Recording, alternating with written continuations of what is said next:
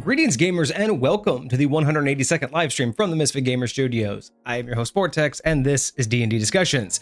On today's episode, we have a very special review, as it is our very first, I guess, NPC, you would call it, review. It's not a playable character as such, although I'm sure a DM could do that, but it is intended to be an NPC or type of specialty encounter that you can drop into your realm. So I'm really curious to see what this is, because I have a little bit of back knowledge on the lore. We've talked about this on a previous stream, but now we're finally getting to see its build. So join us as we look at Cart's Dekker, the living deck of many things.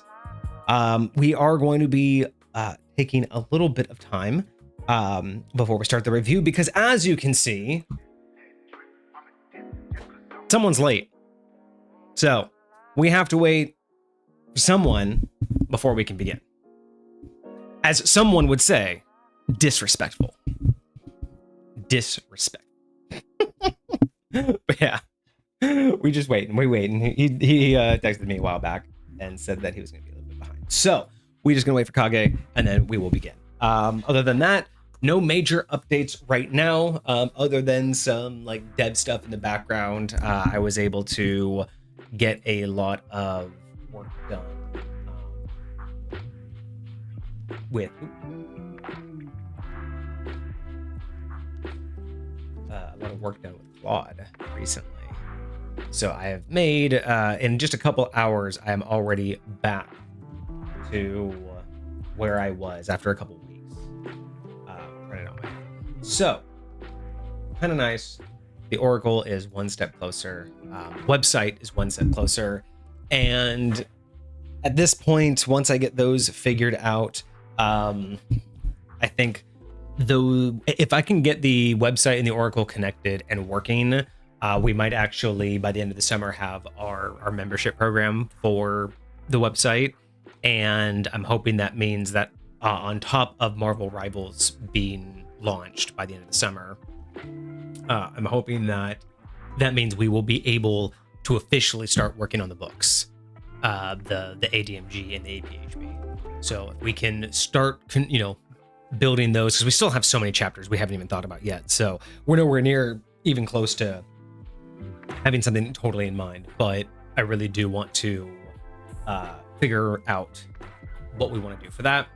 And beyond that, we are just continuing to work on Marvel Rivals. I didn't get to, or One Shot Rivals, didn't get to do any work this weekend on it. So we will continue developing that in the background. Hopefully get that done here in the next couple of weeks so we can do some dry runs, some test runs when it's not streamed, and then finally launch that. Let's see, what else did we do? We did a live stream last week. If you guys weren't here, we did of course a live stream. We did an IRL stream. We went to a game shop, not terribly far from where we're at, but it was kind of fun. We got to do some mini painting, and that was a lot of fun. I enjoyed the entire experience. I'm glad I got the equipment. The first time, like, we've live streamed for 2 years, but the first time being out in public and actually being live is kind of like the first time, you know, running meetings online and then having to do like a presentation in front of people. It was a little different, but we kind of just fell right into the normal pace of things, especially when you kind of realize that it's pretty common now, and I don't think anybody's really confused about it anymore, so it doesn't really garner a whole lot. But yeah, it was, other than that, I really enjoyed the experience. I would love to do a board game night with the same concept where we either go back to that one. I'm depending on the people at that location were really nice and really legit. They had only recently had experience with live streamers, so they just recently kind of figured out what they want to do and what their stance is. So they were really cool with us. If we end up doing this constantly, like especially the mini painting, I might end up going back there regularly if we can, you know, keep the location under wraps. But we do want to try other ones. We want to just, you know, drive around like the Tri-County area, maybe even further, go to random game shops, go there.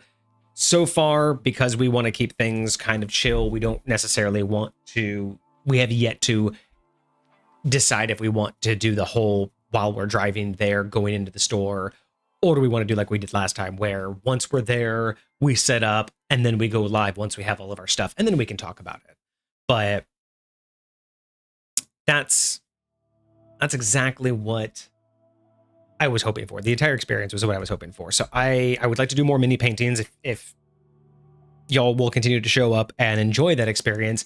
I would not to do that like very often, but what I would really enjoy doing is maybe dedicating an entire day to that, buying like 2 or 3 minis, painting them on stream, and then every time I complete one, do a giveaway or a contest via stream with you guys, and be able to give away the mini I just finished. So we'll just sit there all day streaming, kind of like a subathon almost, and we'll maybe do like a contest or a raffle where you can use, you know, the high points to get it. Maybe, you know, subs, we'll get some as well. But I want to try something like that where I could create something and raffle that or give away that while on stream. Paint a lich in pastel colors. Well, and that would be the really fun idea, right? I would, if I could get good enough and buy 2 or 3 minis and know that I could do them on stream. I love the idea of painting one completely legit and then one like against the rules. So you could have like a barbarian who's, you know, draped in battle wounds and looks like, you know, covered in blood and looks properly proportioned, has, you know, the correct fur color and the shield color and the metal and everything.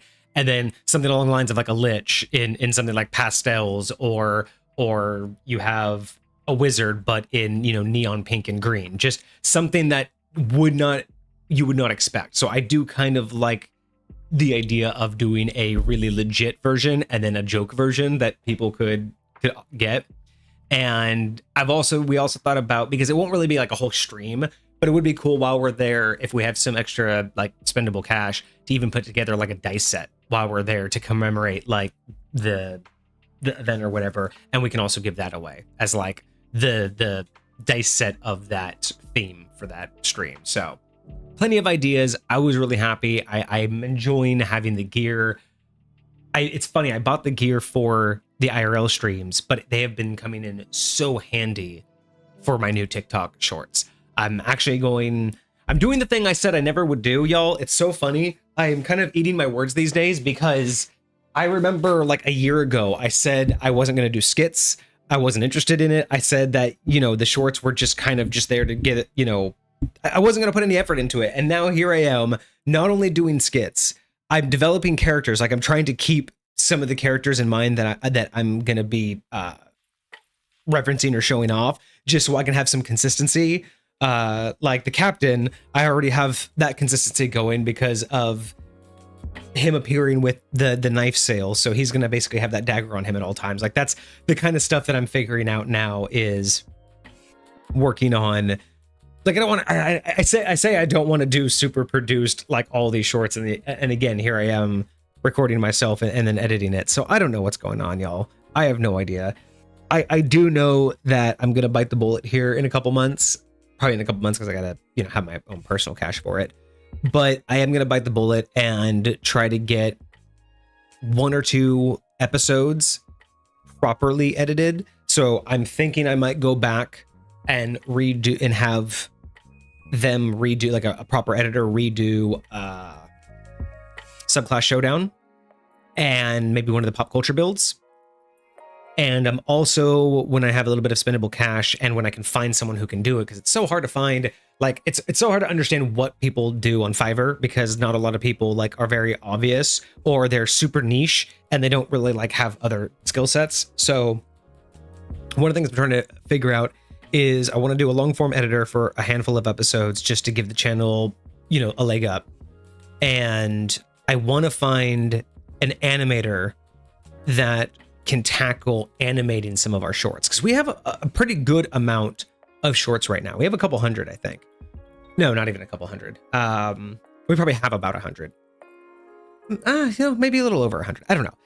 But there's some good ones on there, and some of them are just of the studio and Kage and I talking, and some of them are my new skits. So I'm starting to think that maybe some of the more popular ones are some of the ones that have some of the better audio. What's going on, Horlipa? I'm thinking taking those ones with the better audio and giving them to an editor that can do an animated short off of it and see if those pick up at all. Because I love watching like D&D animated shorts.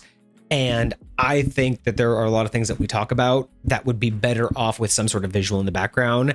And I really don't want to have, I just don't want like images, filtering through, right? I would actually want to have specifically like a dedicated animated short that directly relates to the theme and what was happening. So yeah, Paintless Pastels, just because you take people's souls doesn't mean you can't glam it up.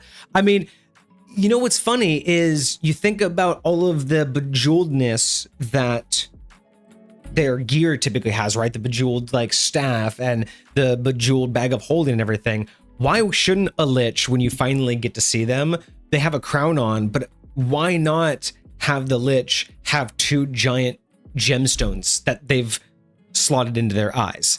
Why not have their skull or their decrepit face be basically bedazzled? Why not have it gemmed up? Why isn't everything that they have just completely glammed up to the max? Because they would have had time to gather riches they don't need, right? Liches don't spend it all, so what else would they do? I totally get that.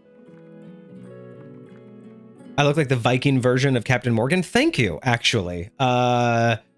That's no joke. That's actually a super huge compliment, considering how the Captain character came about. That's actually a super huge compliment. Thank you. I really appreciate that. No, glitches are performing to make themselves last forever. They want to make a name for themselves. What? Did I miss something, Cart? I'm not sure exactly what you mean by not all glitches. Oh, not all liches. Yeah. And that's it too. They wanted ultimate power, but with why would they want to hide? Why wouldn't they want to be it? I've heard of ideas for liches where, like, one of my favorite introductions to a lich was when the party is among a bunch of corpses or in a graveyard, and they use Speak with Dead to try and get some information out of one of them, and it begins to answer their questions, but before the questions run out, it doesn't know the answer, so it says one moment, and then it says you, and then another corpse pulls up, rises, and then they ask that one a question, and when it doesn't know, they raise another and another until they realize that they weren't speaking, they didn't raise Dead to speak with it. They literally just awoke a lich from their nap, and now the lich is like, oh, I'll answer your question. I haven't seen mortals in a while. But the idea would be you wouldn't know it. I can imagine coming across some ruins and there's a barricaded door, and from the most part, what you would tell the players is you would say how elaborate the door is and how elaborate the mechanism is, but you don't really call attention to it until they realize that the elaborate mechanism, if you look at it correctly, is quite obviously to lock something in, not to keep people out. And once you do that, imagine walking into this, you have these decrepit ruins that, has nothing in it. And then you get to this one room. It's, laden with all manner of treasure, gems, magical items. And sitting on a throne is just a bejeweled skeleton, not moving. And it's not until the greed takes over the party and they start to loot is that when the skeleton begins to move. And that's when you realize you've awoken the glamour lich. I like this. This would probably be the way that I would set that up, is making it seem as if this was just an effigy or some sort of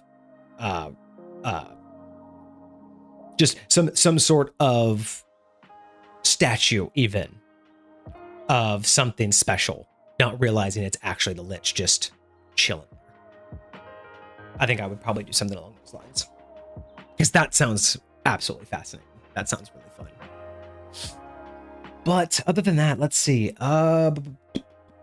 Yeah, just everything's in the background right now. I'm working really, really hard to get these projects done, and if I can get them done, I can't even imagine what it's going to be like if I get the Oracle up and running. Because not only is it going to be such a massive tool for myself as a DM and as a content creator, it's going to be a huge opportunity. It's going to be one of the best things that I would feel comfortable having a membership on the website that costs in order to have access to it. And the idea that this is a potential asset that I could package and give to other creators, it's fascinating. I'm really curious to see if I can make it work. It's probably not anything groundbreaking, but I think I could package it in such a way that it would be cheap for others, profitable for me, and beneficial overall for the general community, instead of it just being one of those, I'm selling a nothing burger, right? I'm not trying to sell yet another notepad. I'm trying to sell a new way of looking at content aggregation, I guess. It was labeled Dragon Skeletal Phylactery. Interesting. Oh, I missed a thing. Once at an adventure party where I was like first 2 years of starting out, the DM, I came across it from Reddit. Dragon Skeletal Phylactery. You didn't know anything about balancing, but made a good story. Hey, you know what? Sometimes it's more about the story than it is about the mechanics. Oh, look who it is, chat. Look who it is. Well. Hello. Hello. I don't think they can hear you. I am here. Weirdly enough, wildly enough. I apologize for my tardiness. How dare you? Have been waiting this whole time.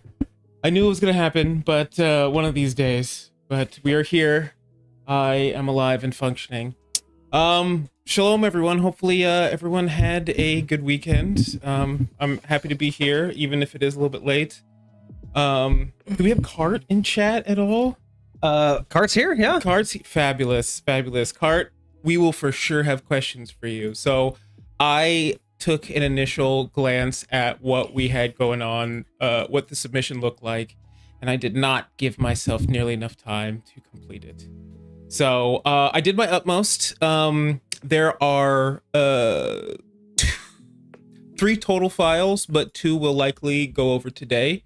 One is the primary file, and the second is going to be the stat block. So when I initially received this, I was under the impression it was going to be an item, like a sentient deck of cards. but this is much more akin to an NPC slash player character. That's exactly what I said. And that's actually what I have it labeled as on the episode, is our first official NPC. Wild. So and Cart even agrees that it's much more of an NPC. Very much so. And I did not know that. I'm so glad we're all on the same page and none of us talk to each other. 100%. I'm like, all right. So the third document, if you desire to go over it, I'm thinking that might end up being a little bit more showcasey, because it's like plot hook type stuff, like how you would get this character into your story, different ways that you could use them, and different things like that. So we can stick to. I'm thinking that I love the idea of.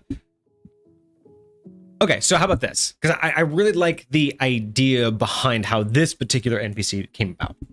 But what we also have is just an NPC, just a NPC that is probably still going to be more of a showcase, because there's nothing really to balance. It's an NPC. NPCs, in my opinion, can practically do whatever you want without question. Like, you still want them to be able to do, like, you don't want them to do something that is absolutely impossible for a player to do unless they're like a god. Right. But overall, something like this is kind of free to do whatever it wants without judgment.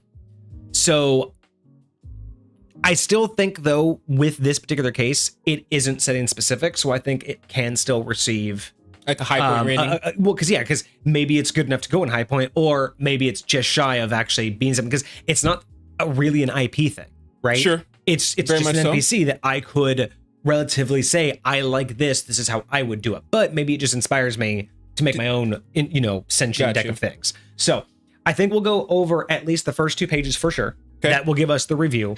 And then depending on how long that actually takes us, instead of it being part of the review, maybe we'll just chat about, because I just kind of want to go over in general the story that at least I know. For sure. Because I only have a little bit of understanding of how this came about, specifically with the shopkeep and the party just being like, you know what? Screw you.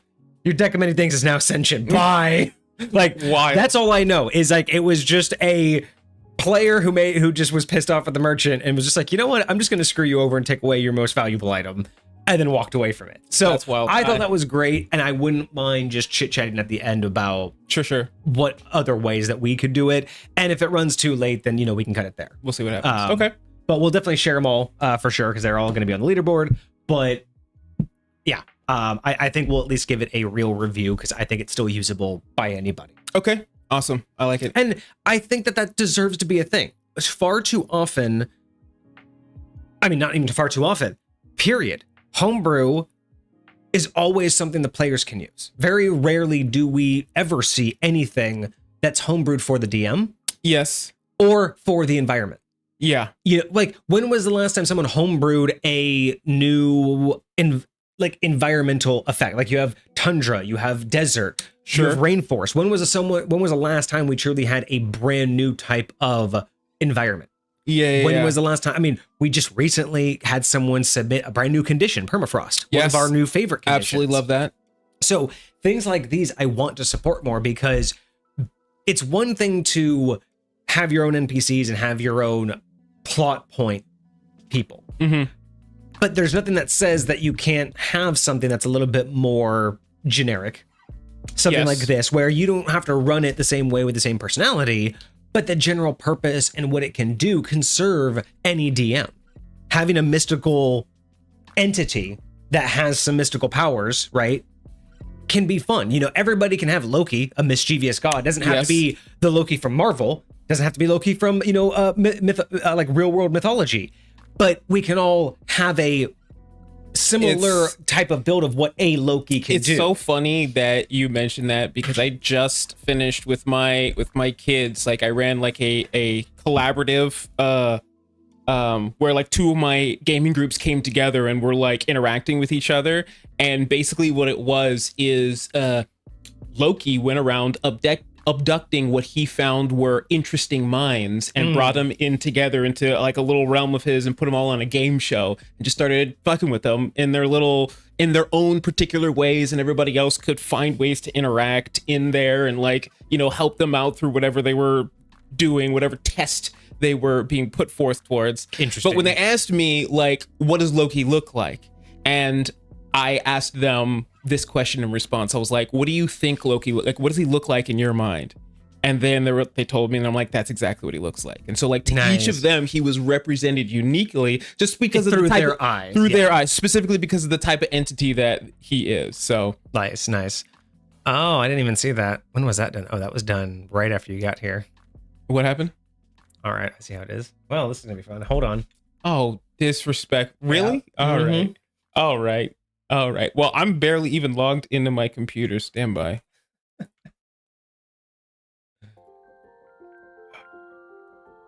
At least it's only for a half hour. At least it's not the whole stream. Wild. I was just going through my my requests, and I just saw that one was in there. That's hilarious. You guys really do hate me, don't you? Or maybe it's that they hate me. Wild. Or they're just tired of hearing my voice, and they're just like, no, we're done. Get out of here. Haters. Can I get you to operate appropriately for me, good sir?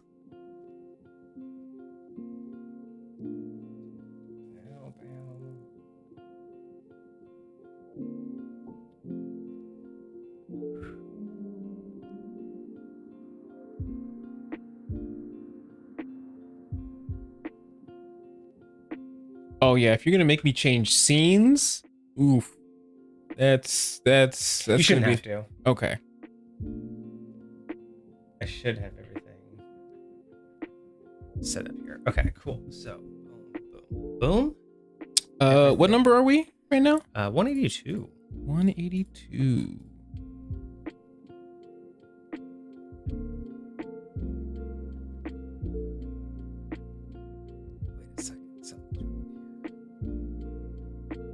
I do really enjoy the way they spelled Dekker. I don't know why. I think it's very fitting. Oh, that's capture 2. I wanted capture 1. What's going on, Hecate? Take care of all this. Okay, get a second.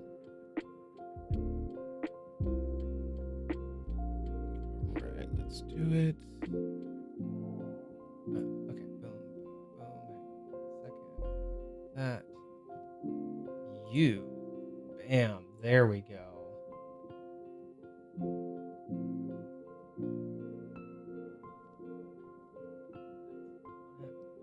Yep. Figured I'd see that. Highway.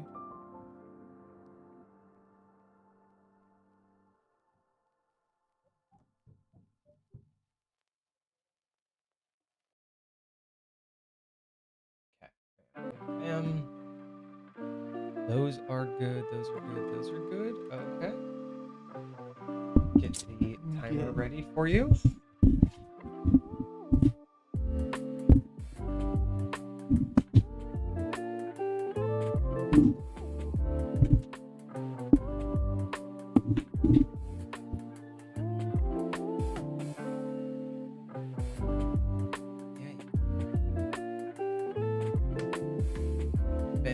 Bam. All right, so you know where everything is. You don't have to change anything. Just got to hit the 30 minutes and everything's up. Alrighty.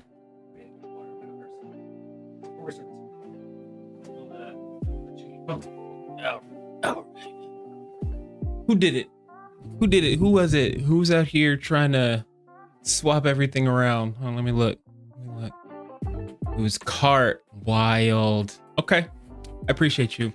So Cart, I will be having a couple of questions for you as we go through this, mostly because there were some pieces that I wasn't sure if I read wrong, or because it looked like some of the spots might be contradicting itself. So, like, I didn't know if every single personality has both an aura and a legendary action, or if there was supposed to be either or.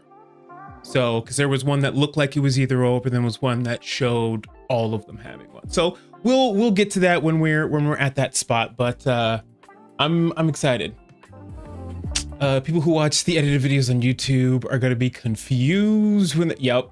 It's gonna be crazy, man. I don't know why you guys keep doing this to me. yourselves, but Vortex is the pro. I'm just the assistant stand-in temporarily, so we'll see what we can do. But I'm here for it. No, I honestly, I had a lot of fun putting this one together. Again, I was thank you kindly.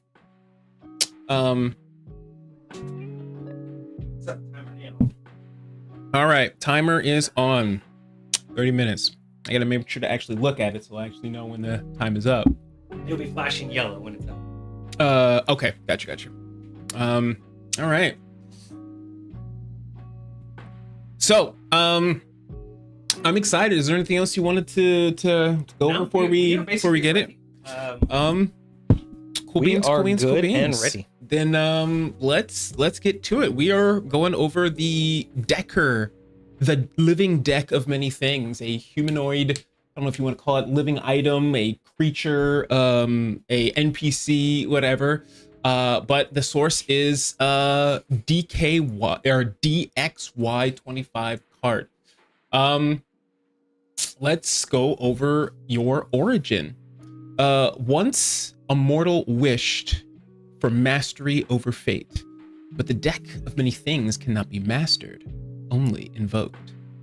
The wish instead birthed Dekker, a being made of chance, fate, and dangerous potential, bound together by the divine magic and the fickle lawlessness of the cosmos.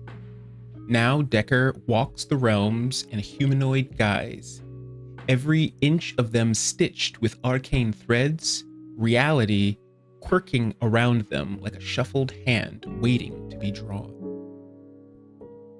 Interesting. You'll have to scroll down just a little bit. Wild. Oh, apologies.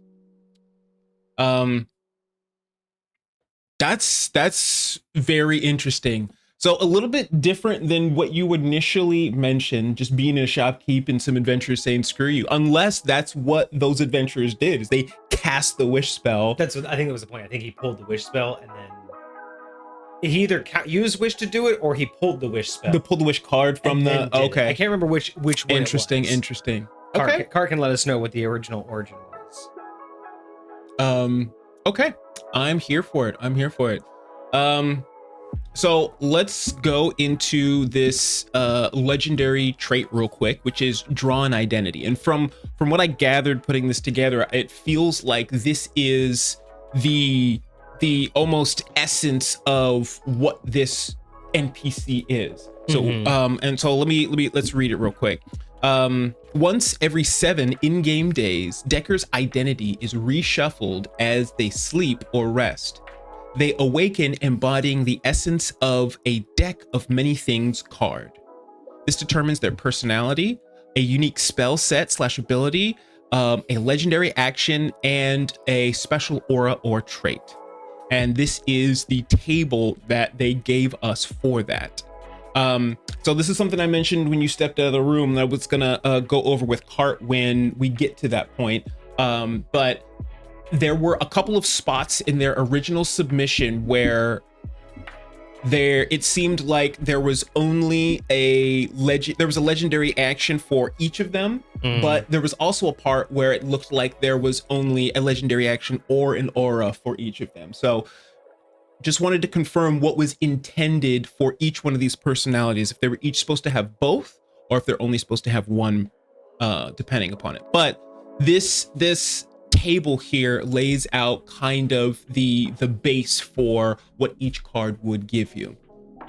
So on a 1, you would get the Sun card.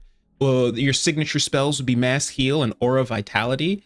Your personality would be Inspires Courage.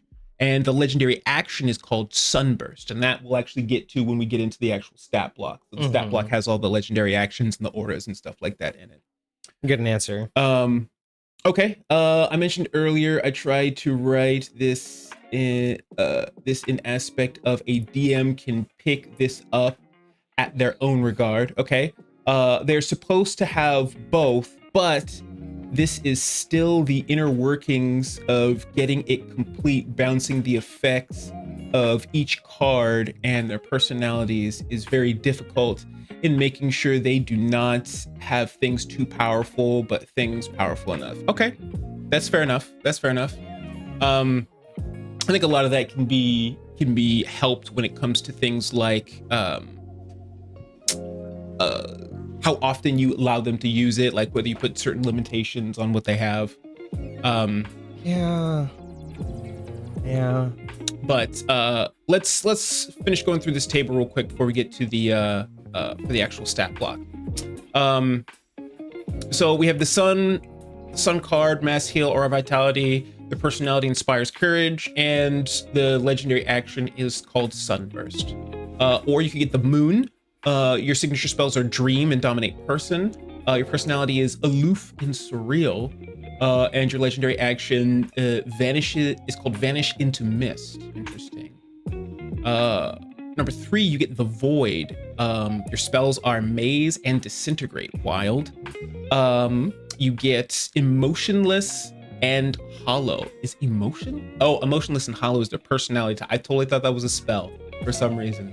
Then you get a legendary action called Gravity Sink. As the Jester, you get Polymorph and Tasha's. I'm not sure which Tasha's that is specifically. There's like Tasha's Hideous Laughter, but I'm pretty sure there's some other Tasha's spells. So I feel like I'm not sure which one that would be, but we can. I don't know if you would have a clarification. It's supposed to be Tasha's Hideous Laughter. Okay, perfect. And then their personality type is absurd and unpredictable. Their legendary action is Mirror Prank. Oh, that's gonna be wild. I mean, you are a jester, so pranking people makes sense. You have the Rogue, which gives you invisibility and Dimension Door. I feel like that's fairly fitting. Flirty and Sly. I don't know about flirty, but Sly works for me. Then you have Trick Step as a legendary action, which is very interesting. Next, you have Don John card. Now, there is a website, like a D&D website called Don John. I'm very curious if they got it from this. I'm not really sure what that card does in the deck, but regardless, signature spells are Force Cage, Wall of Force. Their personality is speak slow, I'm assuming, and methodical. And their legendary action is Lockdown. Next, we have the Fates. They get the spells Time Stop and Legend Lore. Legend Lore is very interesting. They have Speaks in Future Tense. That's kind of Yoda talk would that even sound like? Depends on how you use it as a DM. You would either be prophetic in a vague way, or you just sound really confusing. Both are valid. I'm not saying that one's better than the other, sure. But as a DM, you would either go painstakingly through the point of they would speak very little, but when they spoke, they would speak of things not yet done. As in like, will you help us? And it's like, this one will make a decision when the time is right. Is interesting. Like, do you know the future? Okay. Like based on what you say, do you know the future? And be like, you will after the future happens, or you will when the future becomes the past. Like you could say things in a way where you could be very vague, or you just constantly say, who are you? Be like, I will be someone you know. Like you never have to actually say truth. Right. So again, be prophetic with truth and what the DM can predict, or you just constantly never say anything. Right. And both are valid. Okay. But that's how I would offer up to a DM out there. How would I run that? How would you run that type of... Those are the two ways that I would do it to be consistent and allow your players entertainment. Because anything else you do, trying to make up a whole speech pattern just for that, it's too difficult if you're not directly giving them information and then just being very, very minimal with your words, or you just have to answer in a way that is just like, again, if you don't know something, you don't know it, kind of BS. Okay, I'm here for it. Take it easy, Hoilepa. Deuces, Hoilepa. Have a good night. And the what is it? The legendary action for this one is going to be Fate Rewrite, which kind of makes sense. Next, you have the Flames with Firestorm and Meteor Swarm Wild. You have Raging and Theatrical for their personality type. And you have Flame Burst for their legendary action. Next is the Knight with Guardian of Faith and Find Steed, kind of paladin-ish vibes. Then you have Noble and Protective with their legendary action being Intercede. Next, you have the Skull with the spells Finger of Death and Circle of Death. Wild, so much death. You have Grim Humor as their personality and Grave Pulse as their legendary action. You have the Key, which is Arcane Gate and Teleport. Very, very movement based. I kind of like that. I get why it's under the Key. Right? Obsessed with unlocking things. And then you have your legendary action called Steel Magic. Okay.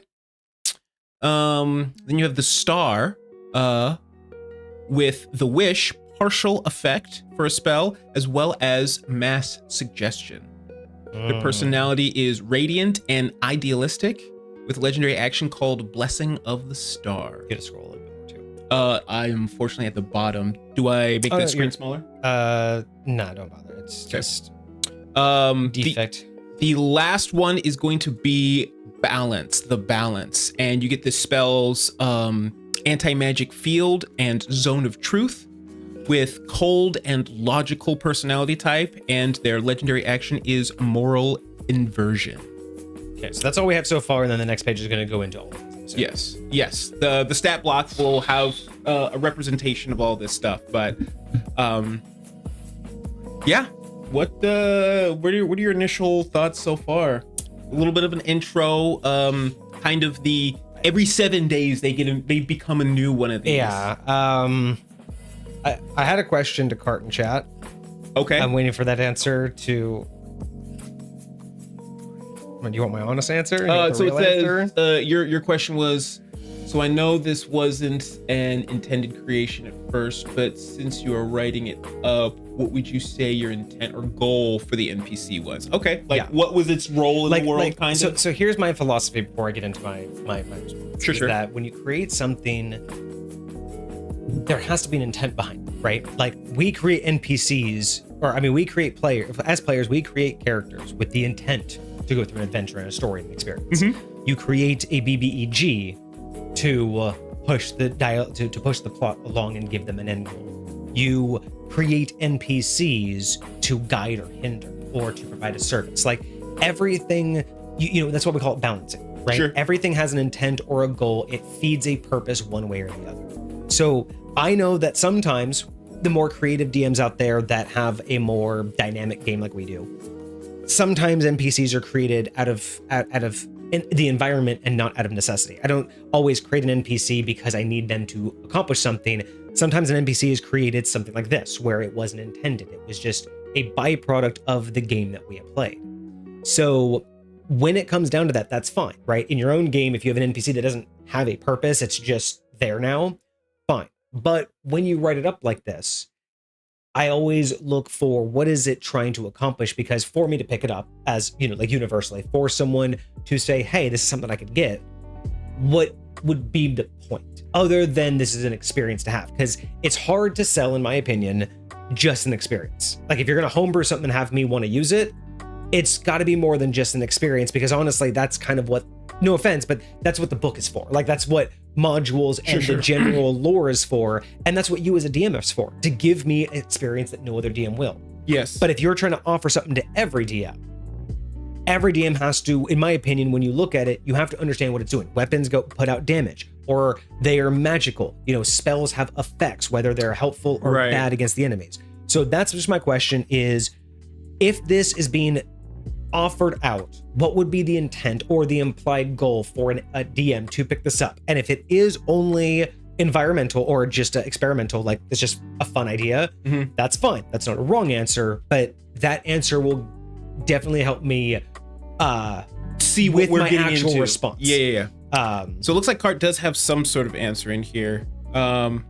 Says, my intent goal for this is to be a hallmark for any DM who needs a little bit of mixed creation. If you need or want hosts to never let your word falter in experience. So my initial thought when I read something like that, it says, hold on, this character can be considered ally, acquaintance, longtime friend, and world ender all at once, or an enemy.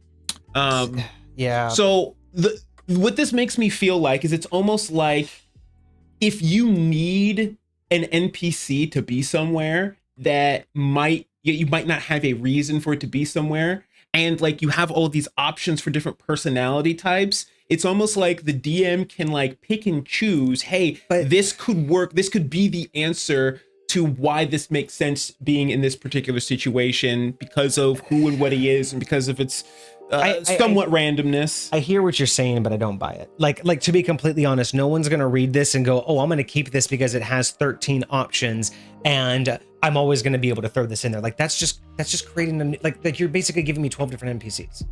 So the concept is great. As a concept of making the deck of many things like alive and sentient, I love this idea. I'm gonna say so far the way that this is presented, it's too messy. There is so much going on here because there's a couple different layers that I just go through immediately. Like as a DM, like you want me to take this, but how long is this thing going to be around? Like the average person does not play a campaign that will last long enough for this character to come up enough for the role to matter. Like how many times do I have to, like the whole concept of it resets every 7 days. Sure. Unless this is going to be a permanent NPC in the game, like through the campaign, it's going to be really hard to reflect that. Also, I just feel like it's going to be more chaotic. I feel like the DM would end up just choosing, right? Okay. So I feel like in the longevity point, there's too much here. And this is honestly coming from a DM who spent the last, 15 years building my realm and realizing that sometimes you can put too much detail into something that will never see the light of day, right? It's kind of like when you want to get new players into your realm and you give them, a 5-page essay on the lore that they're never going to interact with, right? Sure. It's hard to get that investment. And with something like this, as a person that could like start in the very beginning, like of the campaign and work with you and just kind of be always there, yeah, more likely. But more often than not, campaigns don't go that long. Again, 13. How many, sessions have to go in between before you actually introduce them again? So I'm not saying that it's a bad idea. It's just, it is a lot to basically have as one character, like to have as one thing for a DM to control. And this is just a lot. I mean, what DM wants a 5-pager to roll and then go, oh, it's this character. It kind of feels like it's just trying to be too many things. But I will say this, all of this is not for loss though. Because when you were rating out all of these things, my mentality was like, my first instinct was, I love this concept, but while it's interesting to have him change personalities, I think this is too much. The personality, the spells, the abilities, the legendary, like it's just far too much to keep track of and have constantly changing. I think I would probably have more of a chaotic character whose personality just never seems to be the same every time you meet him, and just kind of work that into it myself instead of having less this specific and more just kind of vague. Yes, but going one step further, if you wanted this to be more than just an NPC, like Cart keeps mentioning World Ender, I'm thinking, imagine that this thing, you find out that a deck of many things came sentient, right? And it becomes a world-ending BBEG. Sure. And then you find out that, like, let's say it puts out, you meet it. Like, it's the big, like, reveal. You meet this thing, and it gives you, like, a prophecy and says, you will meet my forms before the world shall end. Like, you give it a prophecy like that. Interesting. And then you treat every one of these as a mini boss. You have to defeat everyone. Now, whether this is like a linear story, or just say, here's the map, guys, and here's all the cards. And the prophecies, the game starts with the deck of many things, the BBG, saying, you will meet every one of me. And then what you do is at the very end, so they fought every version of you. They fought every card. Imagine like each card like burns up after you beat him or whatever. And then the BBEG. then you roll or you pull a card, and it's random. The final BBEG fight is a random one of one they've already fought, but boosted. So like every version of these would be written as Cart has it, but then we could add like one or two of the big boss battle I even aspects. like the idea of I dig that, but instead of just it being one random, like as you go throughout the fight, like you know how there's different like stages of certain fights, like different boss fights will have different like phases, changing it, and it'll like change throughout. So like it starts off like this, and then you get this one, and then you get this one after that. But like you said, they're all boosted. But I feel like 13 options for an NPC is just a lot. Yes, especially for a DM who, again, it's one thing to bring in an NPC that has a really like it's like making an NPC that's a intelligent mimic, right? You can give that some cool features, but every DM's gonna decide how it came about and what its personality is. I feel like this is just asking too much from the DMs to incorporate and use. I feel like it's going to suffer from just being info overload, right? It's that analysis paralysis of, for DMs who don't want to roll and make it random, they're going to spend hours trying to figure out which one to use. And those that want to make it random, it could either be a super flop or an instant TPK, depending on so that's just my caution is when you were going over this, I was having the hardest time, like even in Hype. Imagine how long I'd have to run this NPC for it to come up enough for any of these to matter. But when I think of mini bosses that have small level powers that you go through all of them, and then the big boss is a random selection, like on the spot, or he'll change 3 times, like you said, in battle. And every time he'll change to a random different card. So you've already fought every version of him, so you kind of know his weaknesses, but you won't know which one you get until the very end. So you can't fully prep and just wipe him, but you have a tactical understanding of when he shifts into this form, like, oh, we've already fought that. We know what's coming. Oh, I know how to handle that. I know what he can do. So that's my gut reaction is it's just too much. It feels like a lot for an NPC. Okay. But I want to keep going over it because I love the idea. I love the way the cards have been separated too. Like I really do like how these look and how they've been separated. Themes, it's just that when it comes to being a single NPC that can change throughout all of these, it's more of this is so much work. I as a DM would just feel like I'm not going to run this because I'll never get through half of it. You know what I mean? I want something to be seen. Like if I'm going to add something to the campaign, I want it to be seen in full. And the only way you're going to do that is either put this thing with the party throughout the entire campaign or make it a BBEG where they interact with it every now and again. Got you. Okay. I'm actually curious. Cart, let me know if you have an answer to this, but does the character change appearance every time they change personalities, or do they look exactly the same every time you meet them so you'd recognize them if you saw them in these different personality types? That's interesting. I would like it to where they look different. Kind of like how if you think about the face cards, they all have a different look, and tarot cards, they all look different.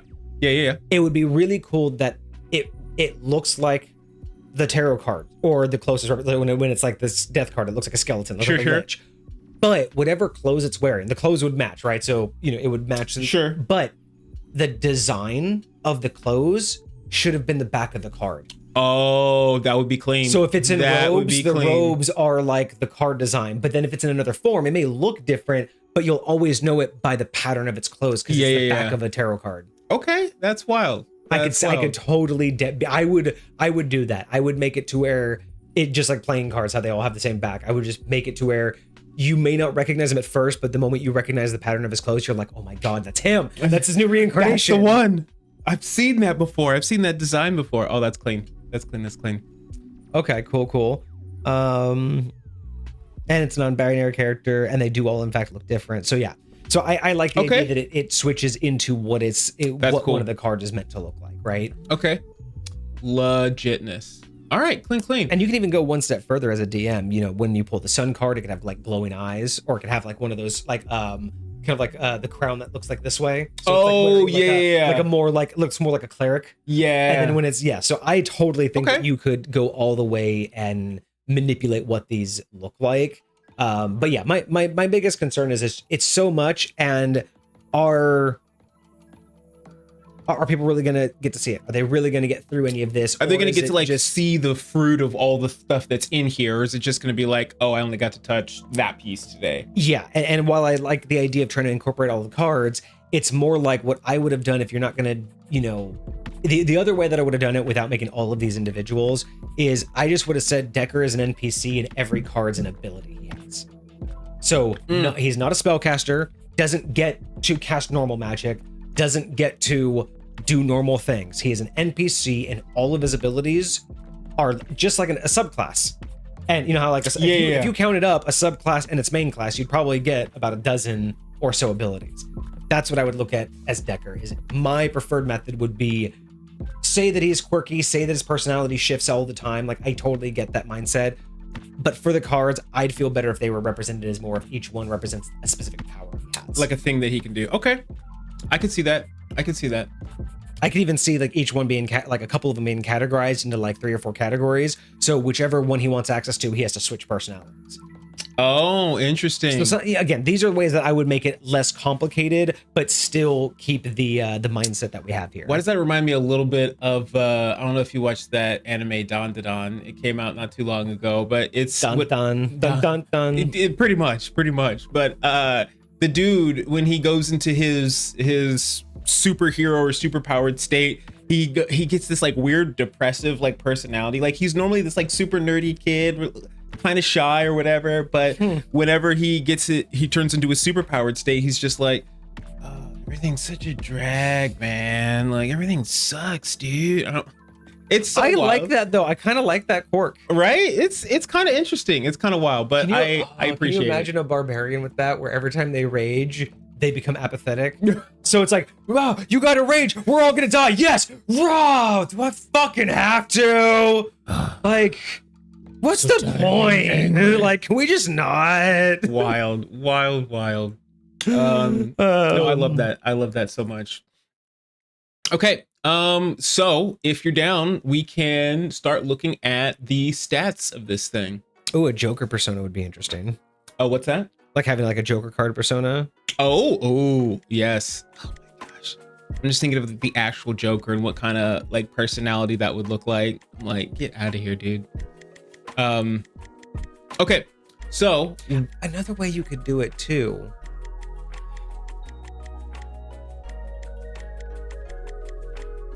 It's just I'm trying really hard to justify having all of these options, right? Yeah. But without turning it back into basically a deck of many things, right? Because you could say, hey, you can introduce this NPC, but when you first meet him, you know, he offers you to pull a card, and that card is his personality from there on out with you, like, or the party or whatever. But again, it kind of locks that into no one really gets to see everything. So yeah, I just I'm just stuck on that. I'm just really stuck on being able to properly see it through, sure, and get everything out of it in a timeline that the average gaming group would go through.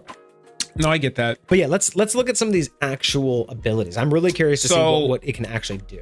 Cart, you're going to have to check me on this, because in your original submission, you did not give me actual stats, meaning like the strength, dex, con, int, wiz, charisma. Like, but you did give me like saving throws and skills. So I was able to pull based off of some conjecture what these stats would likely be. Strength, I fully guessed because I had absolutely no idea what it was. So strength will probably be a lot lower than it is, but we'll see. But anyways, let's go over what we got. We're gonna start off up at the top. Character's name is Dekker. They are a medium humanoid, a unique shape changer demigod NPC. They are chaotic neutral for their alignment. Their armor class is a 19 with something called Flickering Mantle. I'm not 100% sure what that is, but I'm assuming that has something to do with their innate abilities.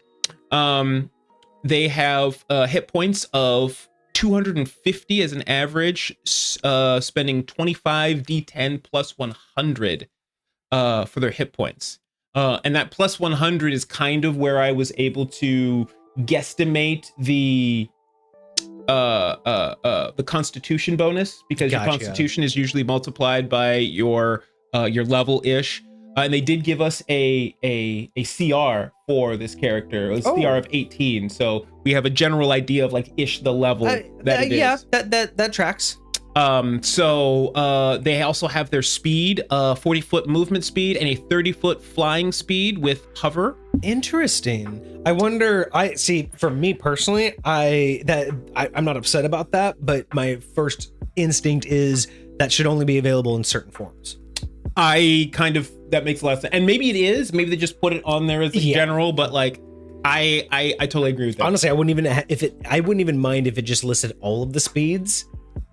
And then, it's almost like each one would have like a different opportunity kind of thing. That would be very interesting. You'll have to start scrolling here soon. Okay, so stats. What I came up with was a strength of 16. Again, they don't really have anything that uses that, so I'm assuming it might be a little bit lower, but that was just kind of, for something this high of a level, I assumed it might be around that. Their dexterity is an 18. Their constitution is a 20. Their intelligence is also a 20. Their wisdom is a 16, and their charisma is a 22. Only one that's over. Personally, 20. I probably would have put strength at 14 or 12. Given the rest of that to constitution, giving that up to 22. Sure. I love the dex and intelligence, and I'd even give so I would say drop strength down to 12, give constitution 22 and wisdom an 18, and I'd be fine with it. Okay. Just because of the type of creature that it is, you think this thing has been around so long, and when it became sentient, it probably somehow had all of the memories of its life. So I would really like to think that this thing would be a little bit boosted. Putting it together, I am getting the impression that this is a charisma-based caster. Like charisma is their spellcasting modifier or spellcasting trait. So just because a lot of number one, they are trained in their saving throws. This was also something that was slightly weird to me. When it comes to their saving throws and their skills, their saving throws would seem to be relatively on par for what they should be for these stats. Yeah. But their skills are all increased by 1 based upon these stats. So I unfortunately forgot to make this correction, but for your saving throws, it'll be a +10 to dexterity, a +9 to wisdom, a +12 to charisma. But in your skills, it'll be a +12 to arcana, a +13 to deception, a +10 to insight, and a +13 in persuasion. So that was the actual stats that we received. So just keep an eye, like these ones here are up by 1 comparatively. Okay. Damage resistances, they are resistant to force damage, psychic damage, and radiant damage. Their condition, scroll for us. The condition immunities are going to be charmed and frightened. And their senses are true sight of 120 feet and passive perception of 13. Yeah, no, short, sweet, to the point. Charmed and frightened make perfect sense. Force, psychic, radiant make perfect sense. Yep, agreed. I'd honestly, just because of the deck of many things, kind of wanted to have a vulnerability to slashing damage. Just saying. Just because it would be the unique quality that you wouldn't think of, but when you find it out, you're like, that tracks. You know what? I don't think it would be too much, but I think that if they were resistant to non-magical bludgeoning, piercing, and slashing, but vulnerable to specifically magical slashing. So if you had just so you don't have some peasant coming up and slashing you. But I got you. Yeah, magical cutting. Yeah. It just seems like it's one of those. We talked about this, I think, 2 streams ago. We do not add enough negatives when it comes to balancing. We tip, like, there's so many times we'll lessen things, but adding negatives, people will take away before they add something bad. And I like that. I like the idea of, we give things these immunities and we try to balance it out with, instead of immunity, we give it resistance. It's like, but why? Give it immunity, but then make it vulnerable to the opposite. Like, that's just as much of a valid balance as dropping something down. You know what I mean? If you want an immunity, add a vulnerability, or drop the immunity to a resistance. Both of those, I think, are the same. Sure. in weight. Yeah. And I think I want to start seeing that more. I want to encourage that, especially when we do the APHV, is on these builds, think about the cost, right? It has all of this magic, but it used to be a deck of cards. It's got to have a vulnerability somehow. Yep. Maybe it's vulnerable to fire. Just the idea that it shouldn't, not everything has to be all powerful, but we always look at what things can do or what they're best at, never what they're not good at. Wild. No, I like that. Susceptible to poison? That would be interesting. Okay. Yeah. Okay. One of the few creatures in D&D and fucking yeah. Very, very rarely do you ever see a poison vulnerability or anything like that. This is true. He's never been in like a mortal form before, so you could say like poison, disease, those things are vulnerable just because he doesn't know how to handle. I mean, what is his body? Although it did say at the beginning that he was, stitched together with hold on, let me read that one more time. Or acid, because he's made out of paper. You could do acid, or he's, stitched with arcane threads. Yeah. Reality quirking around him. So there's some things. There's some things we can talk about. Most definitely. And lastly, up there in the stats, it says that they speak all languages and they have telepathy up to 120 feet. Not bad. Okay, so we have a couple of actions here. Only the two. We have first is Reality Swipe. This is a melee spell attack. It's a plus 12 to hit, a reach of 5. On a hit, they take an average of 33 5d10 plus 6 force damage. The target must succeed on a DC 18 charisma saving throw or suffer a random deck effect from the DM's list. Or from the list, DM's discretion. Now, I'm assuming that is...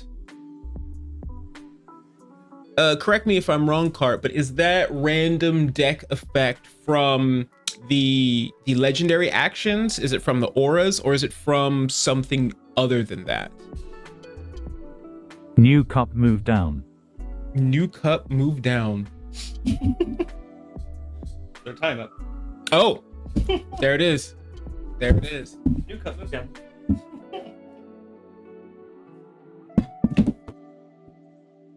All right. Yeah, so what was the last question that you had?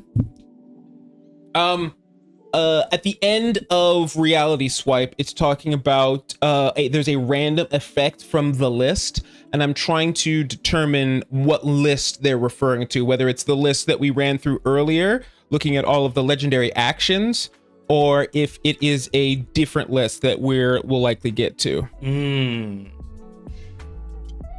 I see what you say.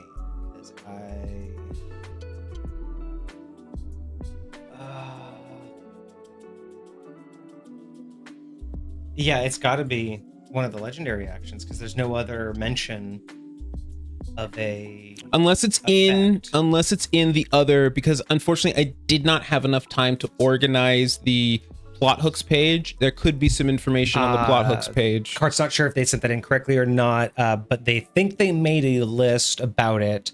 Not sure if it made it into the final draft, but it was supposed to be somewhat like Wild Magic Surge. So it was supposed to be a list of semi-wild magic. I don't think I ran into anything like that. Just kind of goes quick. Okay, yeah, nothing here. That looks like it's that. So yeah, and I don't see.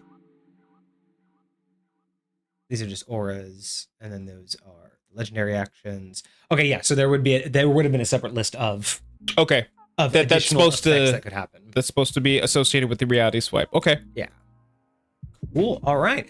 And then we move on to card cast at a recharge of 5 or a 6. Dekker snaps their fingers, conjuring a shimmering illusionary card that detonates or alters reality.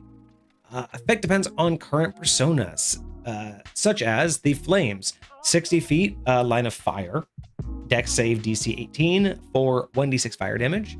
The Don John, target is imprisoned in a pocket plane for 1 minute. Wisdom save ends early. Or the Jester, target in 20-foot radius makes a wisdom save or falls prone, laughing uncontrollably. Interesting. So it says such as these are just examples. It makes me feel like there's another list with more of these. So Card, is this meant to be DM discretion and these are just examples, or is there a whole other list of Some of those seem similar to the let's see. So one of them, Don John, anti-teleport field, and then Dekker forces one target to make a save or be restrained. So it's very similar to that in terms of this one's they're imprisoned. So I'm assuming that there's got to be another list here. Yeah. Or maybe this wasn't completed. Look at the flames under the legendary actions and So see how 60 foot and then 60-10. Flames 60-10 and a 60 foot. Okay, yeah. So it seems to be it's basically they. Okay, it is DM discretion, and this is just a starter list until card finishes it out. Got you. So the idea being that they'll be able to cast one of their own cards, but that card will be specific to the personality that they're a hold of. Okay. And that's again where mentioning what I said before, if these aren't all individual personalities like their minions and leading up to a boss fight, this would be an opportunity to say this is one of Dekker's special powers. Instead of having normal spell casting, kind of like Gambit. He can throw a card and say every so many days or whatever, it refreshes his deck. But basically like Gambit, every card has a unique ranged attack or something like that. Yeah. Similar to the Cloak of Many Patches or the Cloak of Many Things, where it has all of the patches and you rip the patch off and it becomes the item. Yes. You know what I'm talking about. I know exactly what you're talking about. It's not the Cloak of Many Things, It's right? not. It's not. I will find it. But yes, so that's how I would almost consider how card cast should work. Is instead of the personalities, make every card similar to that where he can throw the cards, and that's where you could have the week reset. So for a week, he has 52 special abilities, or however many you want to give him in his deck cards, right? Right. And he has to wait for them to reset. Because that would be really interesting. I do like some of these options. The pocket dimension's kind of interesting. And these could be justified as being so powerful if you can only do one at a time per reset. Oh, yeah. Like, per shuffle, you could say like the deck randomly shuffles every, 7 days. Oh, yeah. So then, and what would be really more interesting too is you can even make it to where it's not under his control. He can randomly grab a card from his own deck and throw it at you, which will Robe of useful items. That's what the thing is called. Robe of useful items, yes. Yeah, that's so you could even do that where card cast is literally just one random card at random. It'll do that effect, and then every 7 days his deck will randomly shuffle, therefore resetting the randomness that he can just pull a card out. Got you. Okay. So those are ways that I feel would make it more approachable to the standard DM as an NPC. An NPC that can do really unique things completely dedicated to their backstory. Sure. I think is the better way to go than to having all of the personalities, because one NPC that can do all of this sounds a little bit more feasible than 13 NPCs I have to keep in mind. Sure. Also thinking about doing the original campaign with Dekker, if there should have been a KO system, having him set an amount of health. If he took as much in one round, he'd completely knock his personality into one of the random ones. That's funny. So if he takes enough damage, he would be knocked into another personality. Oh, see, that's kind of like that. That's kind of what I was thinking about when I was talking about like the different stages. Like, as soon as you get him down to certain health, there, boom, there's somebody else. Especially if you really don't like one of them, be like, yeah, blow everything you have on this dude because we don't want to deal with him. Just for a fun one, you could say that anytime Dekker takes damage, the DM has to roll an amount equal to the damage, like the damage roll, right? So not the damage output, but the damage die. So let's say someone attacks him with the 1d20 or like a d20, right? Okay. If he hits, the DM has to roll a d20. If they do 2d6, the DM rolls a d12. Okay. If the DM rolls the same number as the amount of damage taken, then it would automatically switch personalities. Oh. So it's just like a chance happening. Interesting. So every time he takes damage, if he takes the damage, so it's like if you're about to roll d20 and then I roll a d20 and say, if you do 11 damage to me, you'll knock me into another personality. I think that's kind of interesting. I like that. You'd probably, especially if he's an enemy, you'd probably get a lot more personalities out of him. Yeah. Okay. Right. So now we move on to legendary actions. Dekker can make 3 legendary actions depending on which card personality is active. Only one legendary action option can be used at one time and only at the end of another creature's turn. So Fenrir. No, that's not Fenrir. This one gains their legendary action. Rip. Each of their turn. I did not update that. So for this, that is just the standard legendary action text, with the exception of I inserted the part that says depending upon the card's personality. Yeah. Because only one of these is going to be available per personality. One aura, one legendary action. So for each. I don't know if Cart had intended them to have 3 legendary actions, but that is what legendary action economy looks like. Yeah. You get 3. So, I'm assuming it was going to be 3. but yeah, so that's just where we're starting off for this. And so now we actually get to see what all those legendary items I listed off earlier, or actions earlier, actually get to do.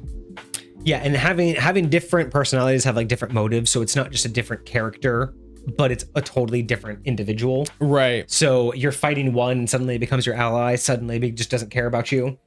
Right. Like that could what the heck, man? We were hanging out. Right. Sorry, I took too much damage. I don't care about you anymore. That's exactly like I suddenly don't care about any of this. Bye. Wild. Or you're halfway through the battle, you're in a treasure room, and it switches to which one was that? The which one did it mention that in? The key. Can you imagine you're halfway through battle, you force it into the key, and then suddenly it just goes to the nearest chest? Like, I know we're in a fight, guys, but hang on, just one sec. What if the weapon I need to defeat the BBG is in this? Just let me unlock this chest real I'll quick. be with you in a minute, guys. Wild. And that's how you would run that personality, is every unlocked door or anything that's locked is almost like a curse to the personality. Similar to how their, curses work, where you just assume that this is the best thing ever. Sure. It will solve all of your problems.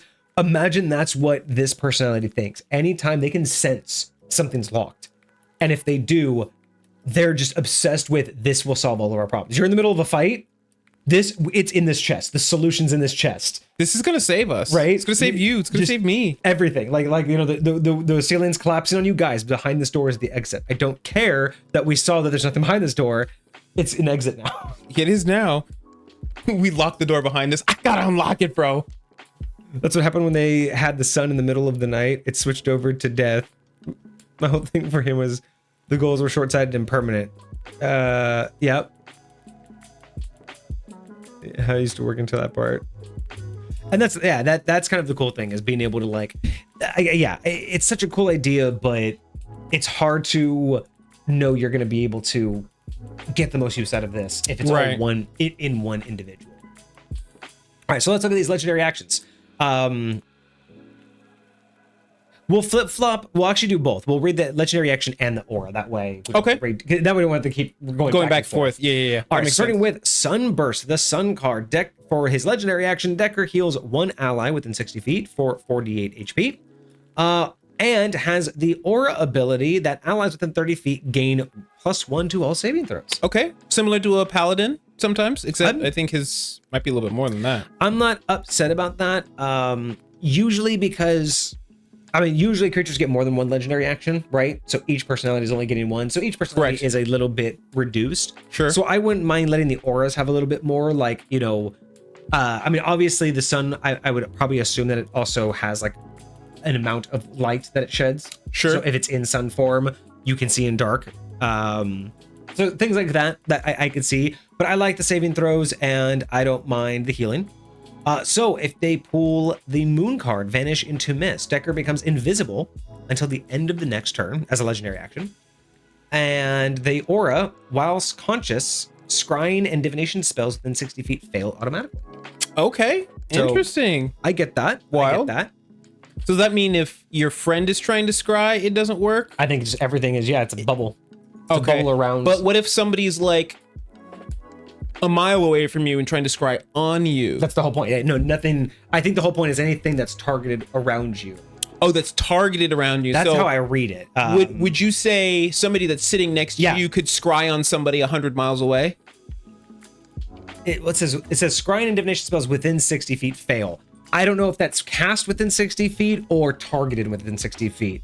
And that might be an addition thing, because I would read that as within 60 feet, no one can see into. I would, just for articulation purposes, I would say one, the other, or both, if that's what's intended. Because I don't know why you would stop someone from scrying within 60 feet of you, because they wouldn't be scrying on you within 60 feet of you. Because you're here, yeah, exactly. They're within 60 feet of you. But if they were very, very far away and trying to nail down your position, you know, if your 5 foot square was invisible, but they could see the rest of the room, they would know where you are. Yeah. But if an entire room's invisible to their scrying, they have no idea where you're standing. Other than in that room. All right, just fireball the whole room. Yeah. We'll see what happens. It was supposed to be targeted, my bad. Yeah, so the targeted area. Okay, got you. That makes sense. So if they're in the void card, gravity sink, their legendary action, target makes a constitution save or is restrained in a gravity well for 1 turn. So just the restrained for 1 turn. Cool. And their aura, the void aura, a 10-foot anti-magic pulse suppresses spells of 3rd level and lower. Wild. Okay, Love that. So mostly touch spells. And it doesn't dispel them, it just suppresses them. Yeah, it just means that you can't basically cast within 10 feet of them. So any, like, you know, flame hand and all of that kind of stuff wouldn't work, you know, or flame touch or whatever. Like anything touch based definitely wouldn't work. Let's see. If they are the jester, they get mirror prank. Dekker creates an illusionary double that lasts until hit. Okay. Cool. I'm assuming the double's got the same AC as it. I would also say that, but just like 1 hit point. I would also say that for the prank, I would even add personally, if Dekker is within 15 feet or 10 feet, however you want, of his image, all attacks have like disadvantage or something. Oh, essentially, you don't know which one you're hitting, so it's even harder because he's like, who is it? Is it me? Is it that one? Because they're like talking in sync or like just delay. I could just see that because he's not just mirroring his image. I could see that as like he should also have a benefit if he's too close to it. Okay, no, I'm down for that. Considering letting him do spell casting with his mirror image self, but I don't think that was too fair. Yeah, but I wouldn't mind if they're close enough that he gets more AC. I mean, we're not saying that his illusory duplicate can do anything. Like, it feels like it's very akin to the trickster cleric's illusory duplicate. Like, it doesn't do anything. Yeah, it's just to be another target that they don't know what it is. Now the question is how, because for the cleric, it's very obvious that one's a duplicate and one's not. One's just in shades of gray and the other's full color reality. Right. So in this one, like how I would say it's an identical. I would say that for all yes. Like I would even just say that as long as the duplicate's on the battlefield, you have to roll to see which one you hit. Like you could say I'm shooting that one on the battlefield, but then you have to roll to see if you actually hit Dekker or his image. I would say you wouldn't know, like your character wouldn't know which one to aim at. So you choose, like, I'm gonna go to the one to my left. But when you roll to hit, when you hit him, then you have to roll percentiles to see, do you hit the duplicate or him? Like, did you choose correctly? Yes, but like, would you say, because it doesn't say he can teleport between them. So once you figure out which one it is, say if I hit the right one first, do I have to roll that every single time? Well, now I know until it's hit. Right. So what I'm saying is, okay, I create my duplicate. This is me. This is the duplicate. I guess, and I hit the right one. I hit the real guy, so the duplicate didn't die. Right. I don't have to keep guessing. I know that this is the right guy, unless I would say that there's a practical purpose to say that you have to roll each time, as if like kind of like how the Echo Knight works. You can kind of be in either spot at once. So then he would be able to teleport between them. That you'd be able to switch spots with them. I don't see why. I can understand. Like, I wouldn't mind having that ability. I think it works. I think it's fine doing that personally. I do too. I don't mind that, having that ability at all. But if they yeah. So every swing would be a percentile to see if you hit the mirror image or Dekker. So yeah, that kind of works out. So I don't mind. They're basically, you know, in 2 different spots, or even just, you know, just saying that, you know, he occupies both spaces technically, and he's kind of like always in between, like he's phasing in between both spots. But the first time you hit the duplicate, the duplicate's gone. Yeah, right. But if you hit him, you just happen to hit him when he's in that spot, but now he's back. So I think there could be some justification for both sides. Okay. But because he would only have this one thing, I wouldn't mind making it a little bit more powerful. Sure. Because it's the only legendary action he has. Yes, at a time. Let's see. So, and then the Jester's aura. is reality distorts in a 50-foot radius, disadvantage on insight versus illusion. Oh. So that's even better. That's even better because you don't know which one's which. There you go. Okay, I like that. I'm curious if his custom spells are also illusion spells. Ooh, yeah. Because that would be very beneficial. They should be. At least for, that particular card. After you pull the rogue, you get trick step. Dekker teleports 30 feet, then makes a free reality swipe attack. Okay. Your melee attack. Nice. Yep. And your aura. Gain sneak attack 46 and advantage on deck saves. Okay. So you can do a sneak attack and advantage on dexterity. It's so wild. You can just do sneak attack. Hey, I'm a freaking rogue now. I mean, that's the card is the rogue. Yeah. So, that totally makes sense that freaking you would like fair. a line in that class. Okay. I'm feeling this. The Don John lockdown. Dekker forces one target to make a deck save or be restrained. DC 18. Okay. And the aura, anti-teleportation field within 30 feet. Okay. So does that mean no one can teleport within 30 feet of him? I think it's in and out. That one kind of feels like in and out. You can't teleport away or into a 30-foot radius. Oh, I would block it all. I would just kind of say kind of like just a force field that you can't do anything. Got you. Let's see. Fate rewrites is for the fates. Dekker changes any D20 roll they can see once per day. So this is a legendary action they can only use once a day. Which totally makes sense because if this why wouldn't you just be like, nope, it's a 1. Nope. Yeah. Every attack roll, 1, 1, 1, 1, 1.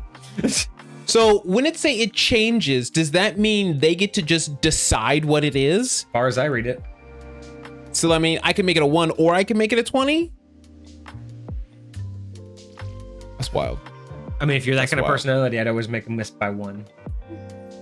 That's fair. Just be like, what'd you need to hit me? A 14, you rolled a 13. Okay, when it comes to something like this, say because you and I have seen in a lot of our homebrews and a lot of just standard stuff that it says when you fail a save or if you miss an attack, you can do X, Y, and Z. Yeah. Right? If Dekker changes a roll so that you miss or whatever the case may be, would you say that allows it to trigger one of those abilities? Ironically, I just went over a short that I had posted not too long ago. Well, a couple months now at this point. We had the same conversation about another homebrew spell.